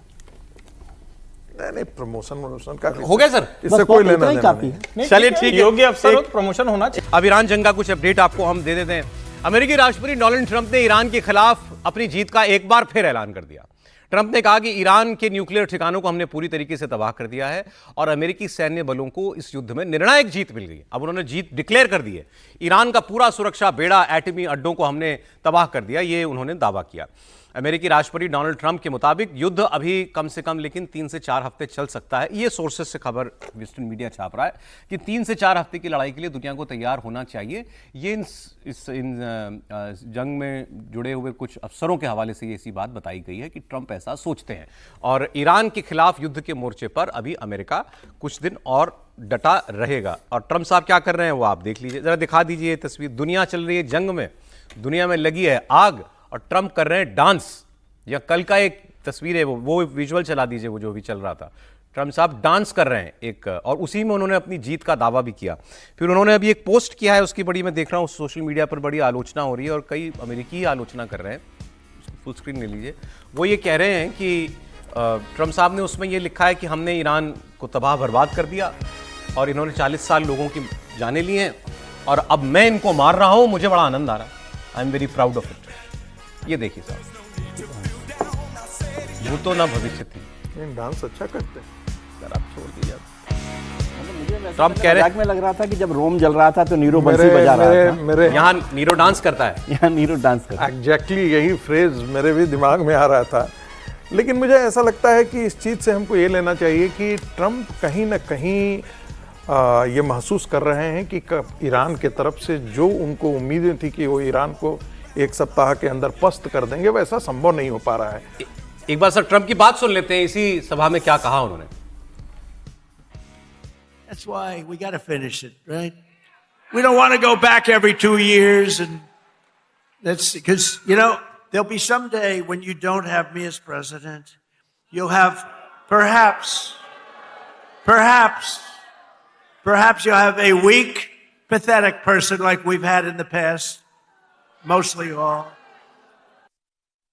हर वक्त तो मैं, हर दिन तो मैं रहूंगा नहीं राष्ट्रपति। एक दिन आएगा कि पहले जैसा कमजोर लुपलुपा टाइप आदमी कोई होगा राष्ट्रपति, तो इसलिए अब हम खत्म करके ही लौटेंगे ईरान से। आप देखिए ना, अपने से पहले वाले राष्ट्रपति के लिए जिस प्रकार की शब्दावली का प्रयोग करते हैं। नहीं, हम अपने लोकतंत्र में आ जाते हैं और कई बार सोचते हैं कि अमेरिका के लोकतंत्र को कहा जाता है बड़ा मैच्योर लोकतंत्र है, लेकिन जिस प्रकार की ट्रंप की भाषा अपने प्रेडिसेसर्स के लिए रही है, मुझे नहीं लगता है कि राहुल गांधी भी उतनी गलीज भाषा पर उतर आते हैं यहाँ के लिए। तो कई बार हमको लगता है कि हम अच्छे विकेट पर खड़े हैं, हमारा लोकतंत्र उनसे बेहतर और ज्यादा मजबूत इसलिए है। ट्रंप जो अभी बात कर रहे हैं, वो ट्रंप कह रहे हैं कि भाई हमारे बात पता नहीं कैसा कोई कैसा कमजोर आएगा, पता नहीं इतना डिसीजन लेने वाला, ऐसा डिसीजन लेने वाला होगा। हम पूरा काम तमाम करके जा रहे हैं, हम जाएंगे। उनको ये काम कितना बचा है? अभी उन्होंने परसों उनका स्टेटमेंट ये था कि वहां तो कुछ नहीं, अब तो निशाना लगाने के लिए भी कुछ नहीं बचा। नहीं, वो कह रहे हैं अपने ऑडियंस को कैसे ये बता सकते हैं ट्रंप कि हम जो है वो हमारे सैनिक मारे जा रहे हैं। कैसे वो बता सकते हैं कि उनके जहाज पर भी ईरान ने है जो है वो वेपन यूज किया है, मिसाइल यूज किया है और उसको डिस्ट्रॉय किया है। दिखा दीजिए कैसे वो बता सकते हैं कि कैसे वो बता सकते हैं कि 12 दिन 13 दिन के बाद 2 ज्वाइंट ऑपरेशन करने के बावजूद भी ईरान डटा हुआ है। उनके जितने भी अमेरिकन बेस थे खाड़ी के देशों में करीब करीब सबको हिट कर दिया है। उनके जहाज पर जो हमला हुआ उसकी तस्वीर हाँ, तो देखिए आप, ये पूरा। एक नई तस्वीर है, ये देखिए आप जरा फुल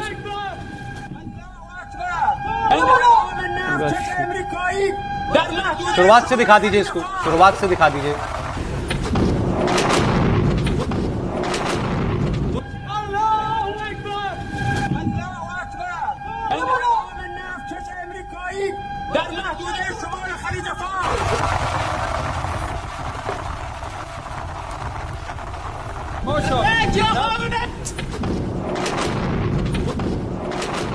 ये अमेरिका के जहाज पर हमला हुआ है। अच्छा, ये कोई उनका नौसेना का जहाज नहीं था, ये हम क्लियर करते हैं। कोई नेवी की शिप नहीं थी जिस पर हमला हुआ, वो सामान ले जाने वाला शायद टैंकर है या उस प्रकार का मालवाहक जहाज था, लेकिन अमेरिका का था, ये बड़ी बात है। उसके ऊपर उन्होंने हमला किया है। अब इनके पास, ईरान के पास, कल एक मैं वीडियो और देख रहा था कि एक टनल में खूब छोटी छोटी नाव, जैसे सुसाइड ड्रोन होते हैं ना, और ईरान के पास बहुत सारे हैं, ऐसे इनके पास सुसाइड बोट्स भी हैं, छोटी छोटी नावें हैं एक्सप्लोजिव से भरी हुई, और वो ये चला देते हैं, वो मतलब वो भी सुसाइड पर जाके टकरा जाएगी। अब यहाँ इस किस चीज़ से हमला किया गया, जो भी था वो अमेरिका के शिप के इतना करीब पहुँच गए, उस पर बम मार दिया, उसका ये हाल कर दिया, तो ये तो बता ही रहा है कि कम से कम अपने कोस्ट लाइन पर ईरान जो है वो अभी भी रूल कर रहा है, वहाँ पर अभी भी ईरान की ही चलती है। स्ट्रेट ऑफ हॉर्मुज़ से रोज़ कितने जहाज़ निकल पा रहे हैं, हम लोग भी बात करके 1-2 जहाज वहां से निकाल पा रहे हैं, वरना वहां से कोई आवाजाही नहीं है, बिल्कुल बंद है। वहां पर अभी भी राज जो है वो ईरान का ही कायम है। लेकिन ट्रंप कहते हैं, रोज कहते हैं कि हम जंग जीत चुके हैं, वहां तो कुछ बचा ही नहीं है, बर्बाद भी किसको करें। ईरान के साथ हम पहले दिन से ये बात कर रहे हैं कि ईरान एक ताकतवर देश है। जाहिर है पूरी जंग में उनका बहुत नुकसान हुआ है ना, लेकिन उनको ये कह देना कि वो तबाह हो गए, और वो लड़ाकू मुल्क है, लड़ाकू पूरी की पूरी कम्युनिटी है, तो वो इस तरह से नहीं मानेगी। और स्ट्रेट ऑफ हॉर्मुज़ की, इसलिए अभी हम लोग पहले भी चर्चा कर रहे थे कि वहाँ पर से जहाज का निकलना, जिनको परमिशन मिल गई है, ये तो ईरान ने वो किया है, मान लो ईरान जिनको परमिशन देगा, वहाँ पर अमेरिकन जो लोग बैठे हुए हैं वो भी उसको कर रहे हैं। और सुसाइडल बोट्स का मैंने एक और वीडियो कहीं देखा था कि सुसाइडल बोट्स या तो वो खुद हिट कर देती हैं, और नहीं तो उनके पास ऐसी चीज़ है कि वो उस पर शिप पर फेंकते हैं तो वो चिपक जाता है उस पर। अच्छा, जो कुछ एक्सप्लोजिव जैसा, एक्सप्लोजिव, और फिर वो जब वहां से दूर हो जाता है तो वो ब्लास्ट कर जाता है। और सुसाइडल बोट्स तो बहुत सारी उनकी वो हमेशा ही रहती हैं, वो आज की वजह से नहीं है, ये सब तैयारी करके रखी हुई है। स्ट्रेट ऑफ हॉर्मुज़ में तो वो क्योंकि एक सिक्योरिटी सिस्टम की तरह से समझ लीजिए, कोई भी ऐसा ना चला। जो नए सुप्रीम लीडर है मुश्तबा खामेनी, इनको लेकर के भी डोनाल्ड ट्रंप का एक बयान आया है। ट्रंप ने कहा है कि मुश्तबा खामेनी घायल हालत में है, अभी जिंदा है। मुश्तबा सुप्रीम लीडर के बनने के बाद से नजर नहीं आए हैं, और इसके बाद मुश्तबा खामेनी का लेकिन एक बयान उनका भी आया, जिसमें जूनियर खामेनी ने अमेरिका से बदला लेने का पूरा प्लान बताया है, और कहा है कि दुश्मन से हम हरजाना भी वसूलेंगे, आयतुल्लाह की मौत का भी बदला लेंगे, शहीदों की मौत का भी बदला लेंगे। उन्होंने अपने पड़ोसी देशों से ये बात अपील की है कि किसी भी सूरत में आप अपनी ज़मीन का हम पर हमले के लिए इस्तेमाल ना होने दें, अमेरिका को बेसिस देना बंद कर दें। और इस सब के बाद तुरंत ईरान की तरफ से मिसाइलों की एक भारी भरकम खेप जो है वो लॉन्च कर दी गई। ये एक किस्म का आयतुल्लाह नए मुश्तबा खामेनी के बयान के आने के बाद ईरान का ये जवाब था कि हमारा नया सुप्रीम लीडर अब तैयार है, उसका स्टेटमेंट आ गया, और ये हमारा जवाब है ईरान को। जो लोग ये लग रहा था कि नए सुप्रीम लीडर जो हैं वो कोई कॉम्प्रोमाइज़ कर लेंगे, तो ये मिसाइल फायर करके ईरान ने उसका जवाब दिया है।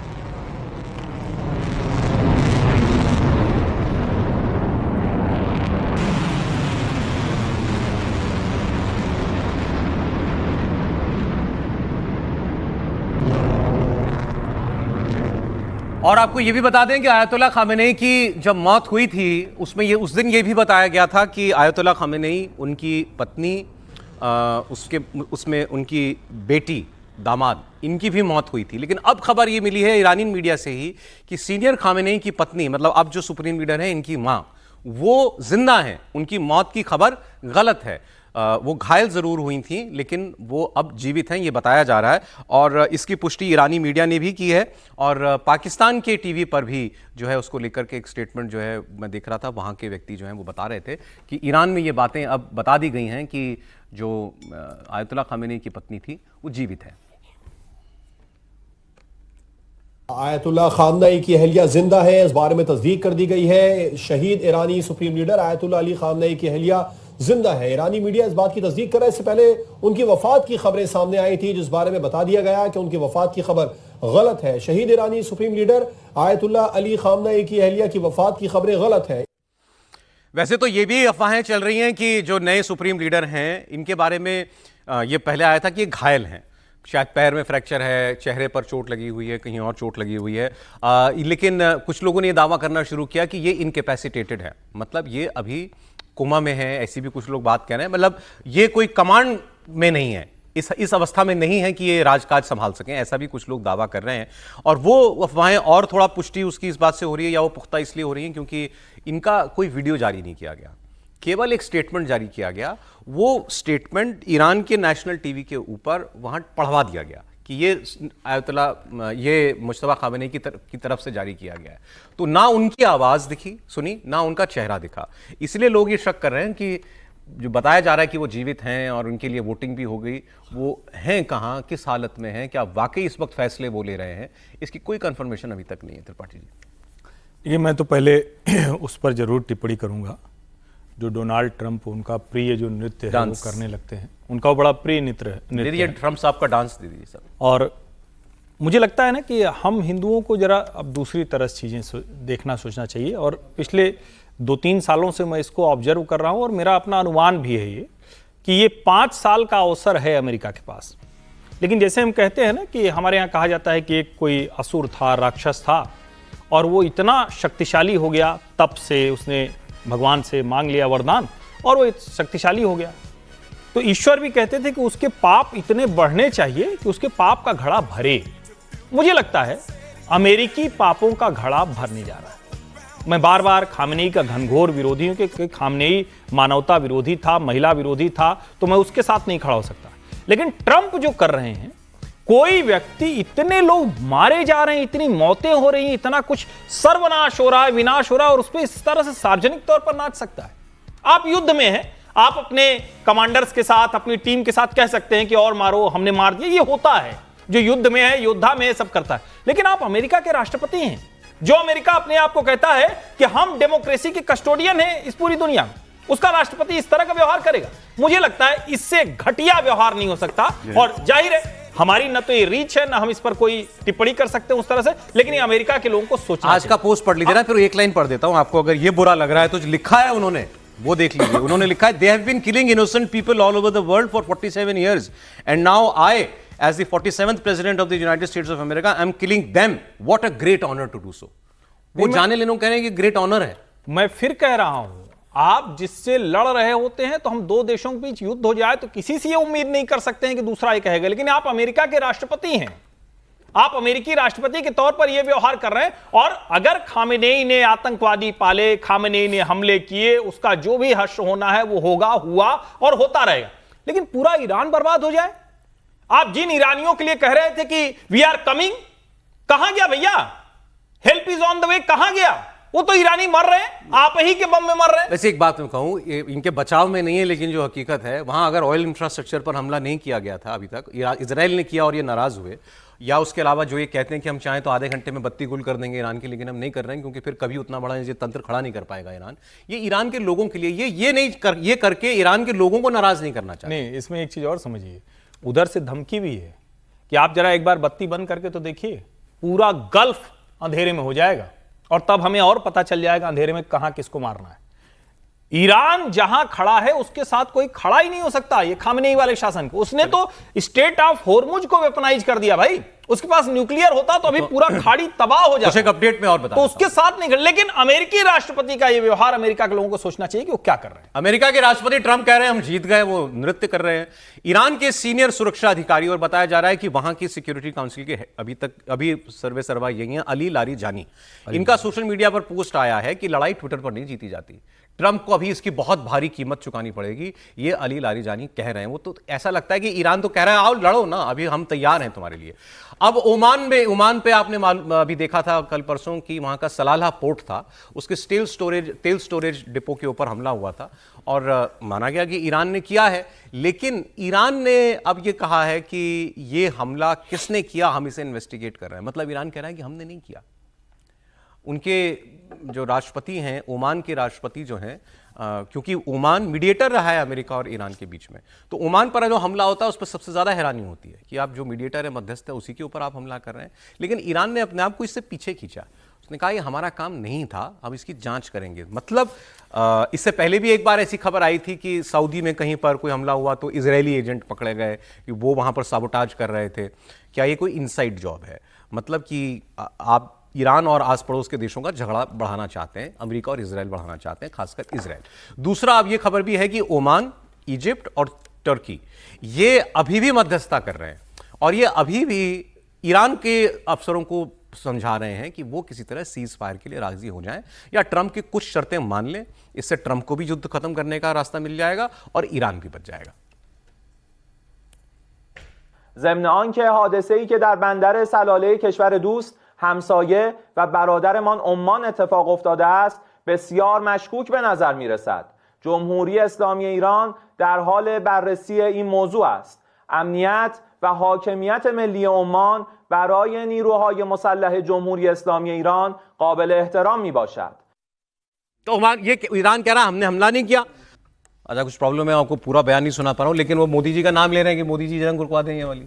नहीं, बिल्कुल और सही कहा उन्होंने। अगर आप इतिहास भी देखेंगे प्रधानमंत्री मोदी को लेकर, जिस तरीके से रूस और यूक्रेन में युद्ध हुआ था, तब जेलेंस्की ने भी कहा था कि भाई प्रधानमंत्री मोदी चाहेंगे तो युद्ध रुक सकता है। वही प्रधानमंत्री मोदी है जो रूस भी जाते हैं और यूक्रेन भी जाते हैं और दोनों से कहते हैं कि भाई युद्ध किसी भी समस्या का समाधान नहीं, युद्ध का समय नहीं है, बुद्ध का समय है। और दोनों इस बात को मानते हैं कि प्रधानमंत्री मोदी रूस और यूक्रेन का युद्ध रुकवा सकते थे।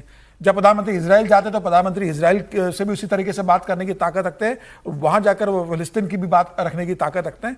प्रधानमंत्री मोदी का ये कहते हैं कि रूस और अमेरिका दो ध्रुव हैं, 36 का आंकड़ा है, लेकिन अमेरिका में जितना मोदी का सम्मान ट्रंप करते हैं उतना ही पुतिन जब भारत आते हैं या प्रधानमंत्री रूस जाते हैं तो कहते हैं कि भाई मोदी मेरे सबसे करीबी दोस्त हैं।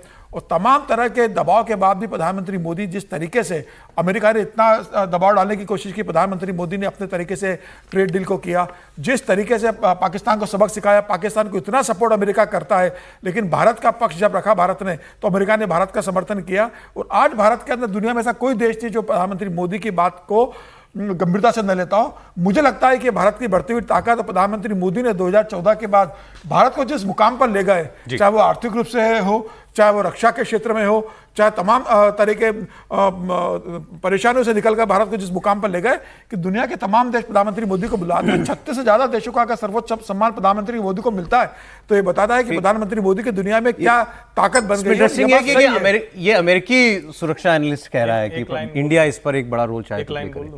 हाँ बोलिए। ये बात ठीक है कि मोदी युद्ध रुकवा सकते हैं, लेकिन इसमें एक नीचे जैसे इंश्योरेंस पॉलिसी में टर्म कंडीशन होती है, छोटा छोटा लिखा वाला, अगर अमेरिकी राष्ट्रपति ट्रंप नहीं होते तो जिस व्यक्ति का पूरा झगड़ा ही है यार मुझको नोबेल दो, मुझे शांति पुरस्कार चाहिए, उसको बर्दाश्त होगा कि मोदी कोई झगड़ा रुकवा दें। मोदी रुकवा सकते हैं क्योंकि वो पार्टीजन मैनर में नहीं है, लेकिन मोदी रुकवाएंगे नहीं या रुकवा नहीं पाएंगे क्योंकि ट्रंप दुनिया में किसी और को कोई श्रेय नहीं लेने दे सकता है और वो रुकवाने की स्थिति में नहीं। यूनाइटेड नेशंस में मामला गया है। यूएनएससी की मीटिंग में गल्फ कंट्रीज पर ईरान के हमलों के खिलाफ प्रस्ताव पारित हुआ है। ईरान के खिलाफ यह प्रस्ताव बहरीन की तरफ से रखा गया था, जिसमें खाड़ी देशों पर ईरान के हालिया मिसाइल और ड्रोन हमलों की निंदा की गई है। 15 सदस्यीय सुरक्षा परिषद ने 13 मतों के साथ यह प्रस्ताव पारित कर दिया है। खिलाफ में कोई वोट नहीं पड़ा है, जबकि वीटो अधिकार वाले स्थायी सदस्यों चीन और रूस ने इस मतदान में हिस्सा नहीं लिया है। और लार्जर यूनाइटेड नेशंस में भी एक प्रस्ताव मूव हुआ था। भारत ने भी इन देशों के जीसीसी कंट्रीज के समर्थन में वोट किया है, वहां भी चीन और रूस ने एब्सटेन कर दिया। अब आप इसको यूं देखिए, समर्थन नहीं किया है, हाँ? को प्रपोजर है, सारे देश को प्रपोजर है। लेकिन भारत तो अभी हम तो निंदा कर ही रहे हैं ईरान ने जो पड़ोसी देशों पर हमले किए। इंपॉर्टेंट ये है कि उसके खिलाफ चीन और रूस ने भी वोट नहीं किया, खिलाफ में वोट नहीं किया, एब्सटेन किया। उन देशों के खिलाफ वो भी जाते नहीं दिखना चाहते। डिप्लोमेसी अभी ईरान हमको अब पूरी दुनिया बताती है कि चाइना जो है वो रूस से तेल खरीदता है, ईरान से तेल खरीदता है। वो इराक से भी तेल खरीदता है, बिल्कुल, वो सऊदी से भी तेल खरीदता है, गल्फ से रिश्ते हैं, तो गल्फ से उसके अच्छे रिश्ते हैं, वहाँ उसकी कंपनियों के दफ्तर हैं, तो वो क्यों उनको नाराज करना चाहेगा? तो ये दुनिया की हकीकत है जो वहाँ पर दिखाई देती है, लेकिन हमारे यहाँ इसको लेकर के राजनीति जो है वो भी हो रही है। अब आपको मैं ये भी बता देता हूँ, हमने आपसे कहा था कि किस देश में कितने दाम बढ़े, एक बार ये बता दीजिए किस देश के अंदर तेल के कितने दाम बढ़े हैं, वो आपके पास होगा, खबर वो होगी। अमेरिका में दाम बढ़ गए हैं, यूरोप के यहाँ दाम बढ़ गए हैं स्ट्रेट ऑफ हॉर्मुज बंद होने के बाद। अमेरिकी राष्ट्रपति डोनाल्ड ट्रंप बहुत खुश हैं, वो कह रहे हैं कि अमेरिका तो दुनिया का सबसे बड़ा तेल उत्पादक देश है, तो तेल की कीमतें बढ़ती हैं तो हमें तो मुनाफा होता है। लेकिन सच्चाई क्या है? तेल और गैस की सप्लाई रुकने से दुनिया भर में इसकी कीमतों में उछाल आया। 23 फरवरी से 11 मार्च के बीच वियतनाम में 50% दाम बढ़ गए, नाइजीरिया में 35%, लाओस में 33%, पाकिस्तान में 25%, मालदीव्स में 19%, कंबोडिया में 18%, ऑस्ट्रेलिया में 18%, अमेरिका तक में 17% और कनाडा में भी 12%। अमेरिका और कनाडा एनर्जी के बहुत बड़े वो हैं, प्रोड्यूसर, इनके यहाँ भी 17%, 12% तेल के दाम बढ़ गए। हमारे यहाँ तो भी दाम नहीं बढ़े तेल के दाम, तो ये भी एक हकीकत है, दुनिया भर जो है परेशान है इससे। नहीं, देखिए ऑयल सप्लाई तो जब सप्लाई नेटवर्क और चेन बंद हुआ है या डिसरप्ट हो जाता है तो ऐसी स्थिति में सब पर ये प्रभाव पड़ेगा। और भारत में भी चूंकि मुझे ऐसा लगता है कि एक तो रिजर्व है हमारे पास, वो एक कारण है, दूसरा अभी इलेक्शन है, बंगाल के अंदर इलेक्शन भी है, वो भी भारत सरकार को रोक रहा होगा कि वो दाम ना बढ़ने दे, कम से कम किल्लतें ना हो। और ये उम्मीद अभी भी भारत सरकार को होगी या दुनिया को भी होगी कि आने वाले एक आध महीने के अंदर जो है वो तेल सप्लाई जो है वो नॉर्मल हो जाए, शायद युद्ध बंद हो जाए। कोई नहीं, किसी को ऐसा नहीं लग रहा है कि रूस और यूक्रेन की तरह ये वार बहुत लंबा 4 साल तक खींचेगा, ऐसा नहीं लग रहा है। मुझे लगता है कि 4 सप्ताह के अंदर अमेरिका और ईरान कहीं ना कहीं जाकर के इस बात पर आएंगे कि भाई अब इस युद्ध से बाहर निकला जाए, कोई ना कोई रास्ता ढूंढने की वो तलाश करेंगे। इस बीच में चूंकि सप्लाई जो है वो बाधित हुआ है तो स्वाभाविक है कि कंपनियां जो हैं वो अपने रेट बढ़ाएंगी। भारत में भी यदि उनको फ्री किया होता, मुझे लगता है सरकार का अभी अंकुश है, यदि नहीं अंकुश हुआ होता तो भारत मार्केट के हवाले होता तो बढ़ गए होते। बिल्कुल। पेट्रोल की कीमत बढ़ा दी 55 रुपए पाकिस्तान में, यहाँ नहीं, पाकिस्तान में 55 रुपए बढ़ गई तेल के दाम। और विदेश यात्राओं पर लग गया प्रतिबंध, स्कूल कर दिए बंद, ऑफिस कर दिए 4 दिन सरकार के। और खुद कहां चले प्राइम मिनिस्टर पाकिस्तान के? सऊदी अरब। मिडिल ईस्ट में तनाव के बीच शहबाज शरीफ को सऊदी अरब के शासक क्राउन प्रिंस मोहम्मद बिन सलमान ने बुलाया। ये बुलाया ही है क्योंकि वहां का मीडिया भी यही कह रहा है कि उनकी दावत पे आए, मतलब मोहम्मद बिन सलमान की दावत पे हमारे प्रधान वजीर आजम गए हैं वहां पर। अब पाकिस्तान के जो defence chief of defence staff हैं, फील्ड मार्शल हैं आसिम मुनीर, ये और विदेश मंत्री इशाक डार, ये भी साथ में गए हैं। तो अब अभी 4 दिन पहले तो ये गए थे फील्ड मार्शल सर, अभी गए थे कुछ रोज पहले कुछ रोज मतलब ये 4-5 दिन पहले की बात। और उसके वहां से लौट के आए, ये वहां मांगा है 10 अरब डॉलर का उधार। और उसके बाद फिर कहा कि उन्होंने प्राइम मिनिस्टर को बुलाया, अब प्राइम मिनिस्टर गए। ऐसा भी क्या है जो एक मीटिंग में बात नहीं कर पाए पूरी? अच्छा, पहले गए थे चीफ ऑफ डिफेंस स्टाफ तो उस वक्त प्रधानमंत्री को ले जाते भाई। इसका मतलब उस दौरे पे कोई ऐसी बात हुई जो कंप्लीट पूरी नहीं हो पाई और फिर प्रधानमंत्री को बुलाना पड़ा। अब प्रधानमंत्री शहबाज शरीफ वहां पर गए हैं।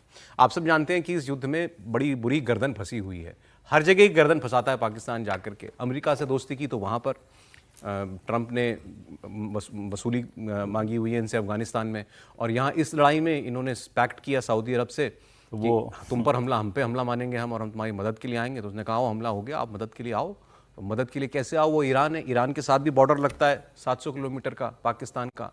कुछ वहाँ किया तो ईरान इतना मारेगा इनको, और भी एक जंग चली गई है अफगानिस्तान से। खैर एनीवे, आप ये देखिए टीवी उनका कैसे अनाउंस कर रहा है कि हमारे प्रधानमंत्री बहुत बड़ी विजिट पर गए हैं। ये तो मैंने आपको इसलिए सुनाया कि खबर तो मैं भी बता चुका था कि वो गए, लेकिन वहां अनाउंसमेंट ऐसे की गई कि वो कोई बहुत बड़ा रोल अदा करने गए हैं।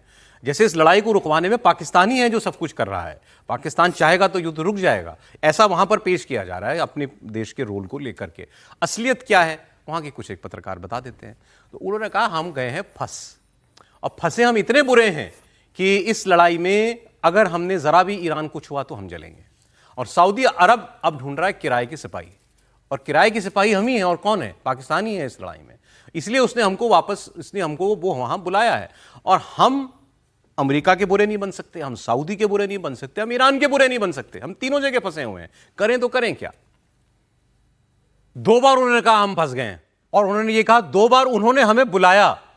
मतलब सऊदी ने 2 बार पाकिस्तान को तलब किया कि आओ आप बताओ, तुमने ये जो मुआहिदा किया था, जो अग्रीमेंट किया, अब इसको निभाओ आकर के, हम पर हमला हो रहा है।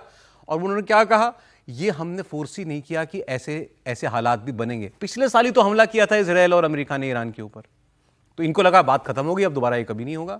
जब सऊदी अरब के साथ पैक्ट कर लिया, ये सोच के किया कि हमारी इंडिया के साथ लड़ाई होगी तो ये भी हमारी मदद करेगा, उससे पहले उसकी मदद का मौका आ गया, अब गए फंस। सर इसे कहते हैं सर मुड़ाते ही उड़े पड़े, वो वाली कहावत यहाँ हुई। सही। और नहीं, जैसे पाकिस्तानी टीवी तो ऐसे दिखा रहा हो जैसे कोई बहुत बड़े बादशाह। हाँ, दावत उनकी दावत पे बुलाया। अंग्रेजी में समन बोलते हैं क्या? पेशी पे गए हैं, पेशी पे गए। बिल्कुल यही सही बात है। जैसे गांव का राजा, गांव का जो जमींदार पहले हुआ करता था, बुला भेजता था कि जरा उसको बुला करके ले आओ। हमारे गांव में भी हुआ करता, जरा उसको बुला करके लाना तो जरा सा, और उसको सूचना पहुंचती थी, वो दौड़ा दौड़ा चला आता था। आप देखिए कि हमारे प्रधानमंत्री ट्रंप के बुलावे को ठुकरा देते हैं। ठीक है, ट्रंप बुलाते हैं और कहते हैं हम नहीं जाएंगे, हम कहीं और व्यस्त हैं, हमको नालंदा में अभी रैली करनी है और हमें उड़ीसा जाना है, इसलिए हम नहीं आ सकते हैं। एक दूसरा प्रधानमंत्री है जो सऊदी अरब बुलाता है और चले जाते हैं। वाकई स्थिति जो है पाकिस्तान की आज अजीबोगरीब स्थिति में पकड़ी है। न वो अमेरिका से बैर ले सकता है, न वो इजराइल के साथ खड़ा होने की जरूरत उठा सकता है, क्योंकि जैसे ही उसको इजराइल के साथ खड़ा होने की, ये सऊदी के पक्ष में भी यदि वो बात करता है, खड़ा हो जाता है, तो ईरान के खिलाफ खड़ा होता है। ईरान कल जाकर के पूरी इस्लामिक दुनिया में उसकी ऐसी तैसी करके छोड़ देगा कि देखिए ये वो ताकतें हैं जो यहूदियों के साथ खड़ा हो गया, जो इस्लामिक मुल्कों के साथ इतना जुल्म करता हो, उसके साथ जो है वो मामला वो मुस्लिम उम्मा वाला भी तो है ना। मैं वही बात कर रहा हूं, मुस्लिम उम्मा के साथ साथ मुस्लिम वर्ल्ड की जो सॉलिडरिटी है, वो भी एक सवाल पैदा करता है कि भाई ज्यूज के अगेंस्ट लड़ रहे हो ना, ईरान यही बता रहा है ना सर। इसी को लेकर हम लड़ किसके अगेंस्ट, हम तो ज्यूज के अगेंस्ट लड़ रहे हैं। इसको लेके एक और मेरे पास बयान है, वो मैं दिखाता हूं आपको। बिल्कुल यही बात जो प्रोफेसर साहब कह रहे थे कि जो मुस्लिम दुनिया है, इसकी एकता पर ये सबसे बड़ा खतरा है, सबसे बड़ा आघात है।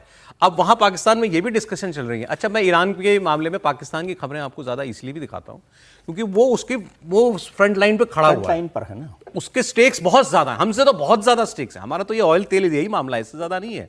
उसका तो जमीन मिली हुई है, उसके ऊपर कुछ ऊपर नीचे हुआ तो वो जंग में उसको कूदना पड़ेगा या जंग उसके ऊपर आ जाएगी।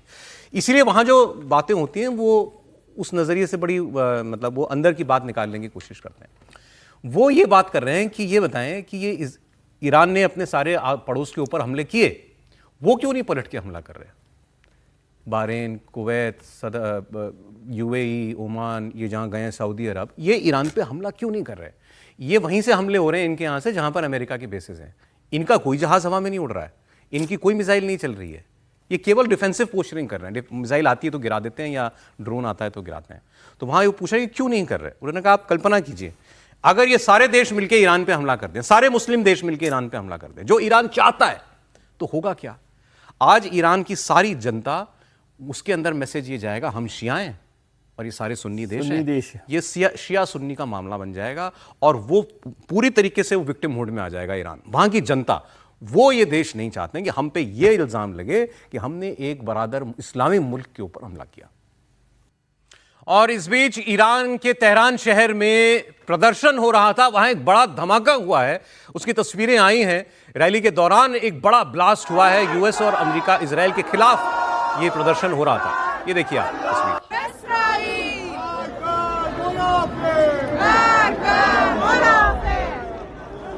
शहर के बीचों बीच, इमारतों के बीचों बीच ये रैली निकल रही है और पीछे आप देख रहे हैं बम फटते हुए। तो ये होती है लड़ाई जो आपको इस वक्त दिखाई दे रहा है।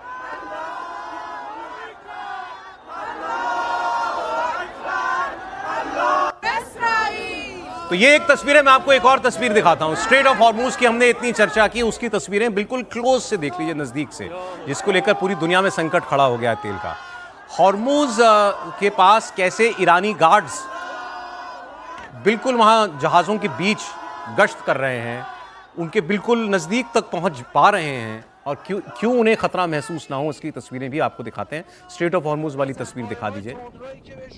एक उनका मीडिया कर्मी जो है ये वो बसीज फोर्स है आईआरजीसी के अंदर जो काम करती है, उसकी बोट में सवार होकर स्ट्रेट ऑफ हॉर्मुज के पास पहुंचा है। वो हमने उसको ट्रांसलेट भी किया है आपके लिए, देखिए। بسیج بندر عباس هن، قایق‌های تندرویی که بهشون میگن مدافعین خلیج فارس. بسیج دریایی سپاه گفته 14 تا نفتکش زده که 2 تاش نفتکش آمریکایی بوده. حالا داریم میریم به اون سمت، انشاءالله که بتونه تصویر بگیریم. میریم به سمت تنگه. این الان جزیره هرمزه، جلوی ما الان تنگه است. اونجا جزیره دانکه این ارتفاعاتیه که سپاه مستقر شده. دیگه سریعتر برید، اینجا بربادا میاد، تو نترس، آبتو خوب ببند. اینا رو تکون میکنه میزنه سپاه.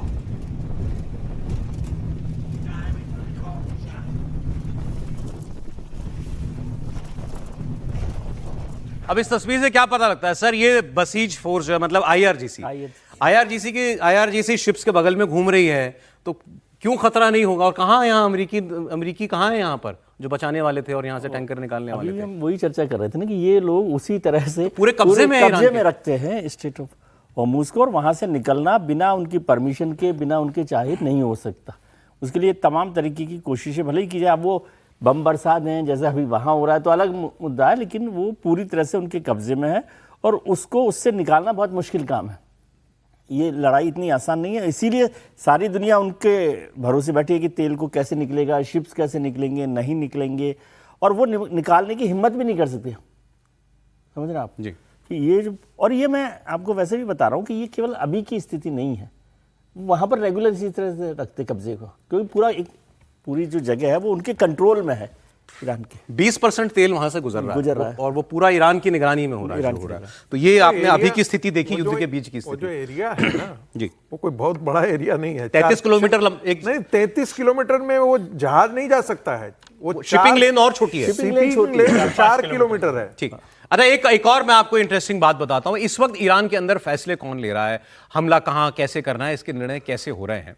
ईरान खूब पलटवार कर रहा है, कहीं कोई कमी दिखाई नहीं देती। ट्रंप और नेतन्याहू की सेना के हमले में ज्यादातर ईरानी टॉप लीडर्स भी मारे जा चुके हैं, कमांडर्स मारे जा चुके हैं। ट्रंप रोज कहते हैं मैं इनकी 2 लेवल ऑफ लीडरशिप खत्म कर चुका हूं।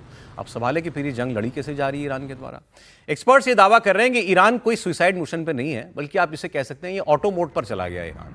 ये कहा जा रहा है कि कोई इस जंग को मतलब ऊपर से आप मिलिट्री लीडर्स को अगर आप असैसिनेट भी कर दें तो आप ईरान को रोक नहीं पाएंगे। इसके पीछे वजह यह है कि जो आईआरजीसी की फॉर्मेशंस हैं वो पूरे देश में डिसेंट्रलाइज करके बना दी गई हैं। एक्चुअली 2003 में जब सद्दाम हुसैन की सत्ता गई तो 3 हफ्ते में वहाँ हमले के बाद सद्दाम हुसैन जो है वो सत्ता से ख़त्म हो गए। उसके बाद ईरान के एक आईआरजीसी के एक जनरल थे मोहम्मद अली जाफरी। इन्होंने 4 साल लग के एक ऐसी सैन्य संरचना तैयार की कि अगर कोई टॉप कमांडर मारा भी जाए तो कमांड स्ट्रक्चर खत्म नहीं होगा। इसके लिए उन्होंने पूरे ईरान को 30 इंडिपेंडेंट प्रांतों में डिवाइड कर दिया कमांड के हिसाब से। हर कमांड का अपना हेडक्वार्टर, उसके पास अपनी मिसाइल की खेप, अपने ड्रोन, अपनी बोट्स और पहले से दिए गए लॉन्च ऑर्डर्स लिफाफे में बंद कि अगर मान लें कभी सुप्रीम लीडर को कुछ हो जाए तो तुम्हें क्या करना है। ये सील बंद लिफाफे में उसके ऑर्डर्स उसको पहुंचा दिए जाते थे। अब अगर सुप्रीम लीडर मारा गया जैसे इस केस में हुआ तो भी उसको मालूम है कि मुझे क्या करना है, उसके ऑर्डर्स उसके पास थे और वो बिल्कुल डिसेंट्रलाइज्ड है। अब कहा यह जा रहा है अगर राष्ट्रपति भी चाहे तो उस कमांडर को ऑर्डर नहीं कर सकता कि तुम फायर करोगे कि या नहीं करोगे। याद कीजिए एक दिन टीवी पे आके इनके प्रेसिडेंट ने अभी हफ्ता भर पहले ऐलान किया कि हम अपने पड़ोसी देशों पर हमला नहीं करेंगे और तुरंत दुबई पे हमला हो गया था। तो ये बताया जा रहा है कि वो बिल्कुल ऑटोनॉमसली काम कर रहे हैं इस वक्त उनके कमांडर्स। उन्हें नहीं फर्क पड़ता कि तेहरान में मेरा राष्ट्रपति है कि नहीं है, तेहरान में मेरा आर्मी चीफ है कि नहीं है, उस कमांडर को उसके ऑर्डर पता है। आईआरजीसी और ये पूरा सिस्टम भी मल्टी लेयर्ड है। जैसे खामनेई साहब का मतलब जो भी हुआ, उनका खात्मा किया गया, मौत हुई, तो उसके बाद कोई क्राइसिस नहीं हुआ ना, कि वहाँ पर पूरे मल्टी लेयर्ड। और अभी जैसे मौजूदा की भी मान लीजिए तबीयत खराब चल रही है या क्या है, तो उसके आगे का सिस्टम भी वो भी तैयार है। उसके बाद के बाद त्रिपाठी जी नहीं, उसके पीछे बड़ी वजह ये भी है कि वो लगातार वो ये लड़ाई लड़ रहे हैं। वो ठीक है कि हमला इस तरह से युद्ध बीच बीच में होता है, लेकिन लड़ाई तो वो लगातार लड़ रहे हैं। उनके यहाँ जो जिसको कहते हैं ना चेन ऑफ कमांड जो है वो एक तरह से तय है कि इसमें कभी भी कमांड में से ऊपर से 5 लोग निपट सकते हैं। अब अगर 25 लोगों में से लगभग 14-15 लोग मारे जा चुके हैं, नया खामेनेई उनका बनता है और वो बनते ही घायल है या कोमा है या कह रहे हैं हम ठीक भी है तो चेहरा नहीं दिखा पा रहा है, तो इसका मतलब स्थिति उनकी ऐसी है। लेकिन जो कमांड है वो ऑटोमेटेड हो गई, वो पायलट मोड पर इसीलिए चली गई क्योंकि सब कुछ तय है, उनको पता है कि यहां हमको करना है। इसका मतलब क्या हुआ कि उन्होंने अमेरिका के बेसेस को बहुत पहले चिन्हित कर लिया। उनकी अमेरिका की तैयारी ये थी कि हम इतने दिनों में ईरान को तबाह करेंगे। उनकी तैयारी ये थी कि ये जैसे ही ये हमला होगा हम अमेरिका के बेसेस को तैयार करेंगे, फाइनेंशियल जो चीजें हैं उसको तबाह करेंगे। और स्ट्रेट ऑफ हॉर्मुज को वेपनाइज करना ये छोटा मोटा फैसला नहीं, ये बहुत बड़ा है। और जो विजय जी कह रहे थे, मैं उसमें रिपोर्ट पढ़ा तो एक बड़ा मतलब विचित्र सा है वो, जैसे वो सस्ते ड्रोन बनाते हैं, मिसाइल बनाते हैं, उन्होंने समंदर के अंदर उस जगह पे वो ड्रोन बना दिए। माइंस वाला एक मसला अलग है, वो छोड़ते हैं नीचे, कंट्रोल रहता है और जहां उनको जहाज लगा कि ये उनके, तो उसके जाके नीचे उसको धमाका कर देता है। अगर इस स्थिति में कोई मतलब वहां बन जाए और वहां पर अमेरिका किसी की तैनाती परमानेंट नहीं कर सकता, वो समझ लीजिए उनके पास वो गुंजाइश है ही नहीं, अगर होती तो वो कर चुके थे। और एस्कॉर्ट करने वाला उससे ज्यादा इम्प्रैक्टिकल आइडिया तो है ही नहीं। कोई विद्रोही अभी ईरान की चंगुल से नहीं छोड़ाई जा सकती, एकदम असंभव है। वो एक ही तरीका है कि उसका एक किनारा वो अमेरिका कब्जा कर ले और वहां वो बेस बना ले, जो एक तरफ का उनका एक जंग ये चल रही है। इस बीच पाकिस्तान ने एक बार फिर वही हरकत की जिस पर उसका जोर चलता है। रमजान के महीने में एक बार फिर अफगानिस्तान पर उसने बॉम्बिंग की है। पाकिस्तानी फौज ने अफगानिस्तान के कई शहरों पर फाइटर जेट से बम गिराए हैं। पाकिस्तानी एयरफोर्स के फाइटर जेट्स ने काबुल से लेकर कंधार तक हमले किए हैं। अफगानिस्तान ने दावा किया है कि पाकिस्तान ने काबुल, कंधार, पख्तिया और कई और एरियाज के अंदर एरियल बॉम्बिंग की है, नागरिकों को निशाना बनाया है। कंधार एयरपोर्ट के बाद प्राइवेट एयरलाइन काम एयर के तेल डिपो को निशाना बनाया। पाकिस्तान के हमले में 4 लोगों की मौत हुई है, 15 लोग इसमें घायल बताए जा रहे हैं और अफगानिस्तान ने कहा है कि इसका बदला भी वो जरूर लेगा। लेकिन मैं आपको एक इससे जुड़ा हुआ मामला आगे दिखाता हूं क्योंकि ये सब आसिम मुनीर करवा रहा है। अगला जो स्टेटमेंट है वो मैं आपको दिखाता हूं। एक इनके जर्नलिस्ट ने दावा किया कि इमरान खान जब प्राइम मिनिस्टर थे तो उन्होंने उनके घर पर मैं एक बार बैठा हुआ था और वहाँ इमरान खान ने मेरी मौजूदगी में ये बताया कि आसिम मुनीर से पहले जो आर्मी चीफ थे बाजवा, जनरल बाजवा, इमरान खान कहते हैं कि जनरल बाजवा ने मुझे कहा है कि कभी आसिम मुनीर पाकिस्तान का आर्मी चीफ नहीं बनना चाहिए क्योंकि ये आदमी जहनी तौर पर बीमार है, मेंटली अनस्टेबल है ये आदमी। ये एक आदमी ये वो बता रहा है जो उस जगह मौजूद था, उनकी मौजूदगी में इमरान खान ने कहा। और वो कहते हैं कि वो बात बिल्कुल ठीक साबित हुई क्योंकि आज जो पाकिस्तान के हालात हैं वो कोई मेंटली अनस्टेबल आदमी ही पैदा कर सकता था और उसकी वजह और वो आदमी है आसिम मुनीर।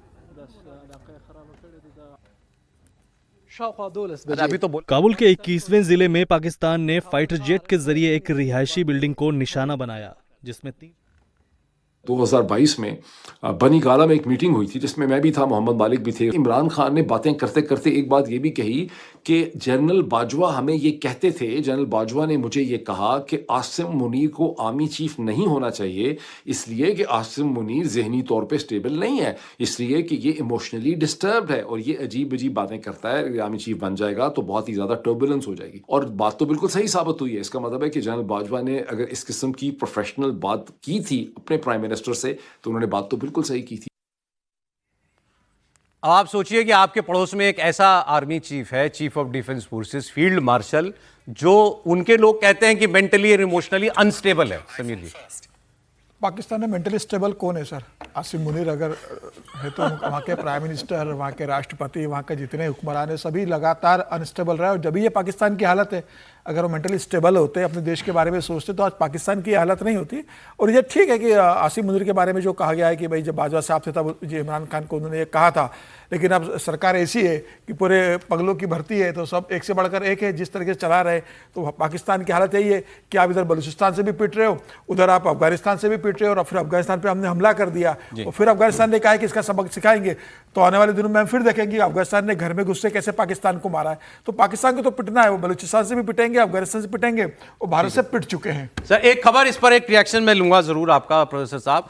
द 100 लीग होने वाली है, द 100 2026 लीग, क्रिकेट लीग होने वाली है और इसमें एक Indian franchise, Indian owned franchise है सनराइजर्स लीड्स। इसकी मालिक हैं काव्या मारन। अच्छा, उन्होंने एक पाकिस्तानी स्पिनर अबरार अहमद को 2 करोड़ 34 लाख रुपए में खरीद लिया। ये इंडिया में नहीं खेली जानी लीग, ये यूके में खेली जानी है, लेकिन ये नाम कल से काव्या मारन ट्रेंड कर रहा है भारतीय सोशल मीडिया पर। उसकी वजह यह है कि इन्होंने एक पाकिस्तानी प्लेयर को खरीदा। आईपीएल में पाकिस्तानी प्लेयर नहीं खरीदे जा रहे हैं, पाकिस्तानी छोड़िए, अब तो बांग्लादेशी नहीं खरीदे जा रहे हैं। बांग्लादेश के प्लेयर को आईपीएल से हटाया तो बांग्लादेश की टीम T20 से आउट हो गई। हमारे यहां पर इसकी ये क्रिटिसिज्म हो रहा है कि क्यों पाकिस्तानी प्लेयर को एक इंडियन फ्रेंचाइजी ने जो है वो खरीदा। क्या ये नहीं करना चाहिए अब हमें ये काम? भारत का मानस तो यही है, देश के लोग तो सोचते तो इसी दिशा में हैं, और मुझे लगता है कि यदि वाकई उनकी प्रतिबद्धता भारत के साथ है, मैं ये नहीं कह रहा कि वो भारत के पास उनके के लिए उनकी प्रतिबद्धता नहीं है, लेकिन इतनी संवेदनशीलता होनी चाहिए कि भारत के लोग आज भी पाकिस्तान के साथ उस मिजाज के साथ रहने के लिए तैयार नहीं है जो पहले थे। और ऐसी स्थिति में एक पाकिस्तानी स्पिनर को अपनी टीम में लेना, मुझे लगता है कि भारत सर इस पर कमेंट आपका? ये मसला संवेदनशीलता का है कि जब देश इस तरह से सोच रहा हो कि भाई पाकिस्तान के साथ हमें नहीं खड़ा होना है, तो सोचना चाहिए कोई इतना बड़ी बात नहीं है कि इस तरह से खड़ा है। लेकिन मैं भारत के साथ उनकी प्रतिबद्धता नहीं है ऐसा नहीं मानता कि ये जो भी सनराइजर्स है वो अलग, लेकिन फिर भी देश की संवेदनशीलता को भी ध्यान में रखना चाहिए। हर बात पर जबरदस्ती की सब विरोध, ये विषय आना ही नहीं चाहिए। विषय नहीं आना चाहिए। ये मतलब बहुत ही मूर्खतापूर्ण जो भी इसके चेयरपर्सन है और जिनकी टीम है, क्या आप पाकिस्तानियों को खिलाने लगते हैं? कौन सी ऐसी कमी खिलाड़ियों की भारत में या दुनिया में? आज समय इतना ही था। बहुत शुक्रिया हर्षवर्धन जी, विजय जी, प्रोफेसर साहब, समीर जी, बहुत शुक्रिया आपका। कल फिर मिलेंगे 1 बजे कहानी कुर्सी की में।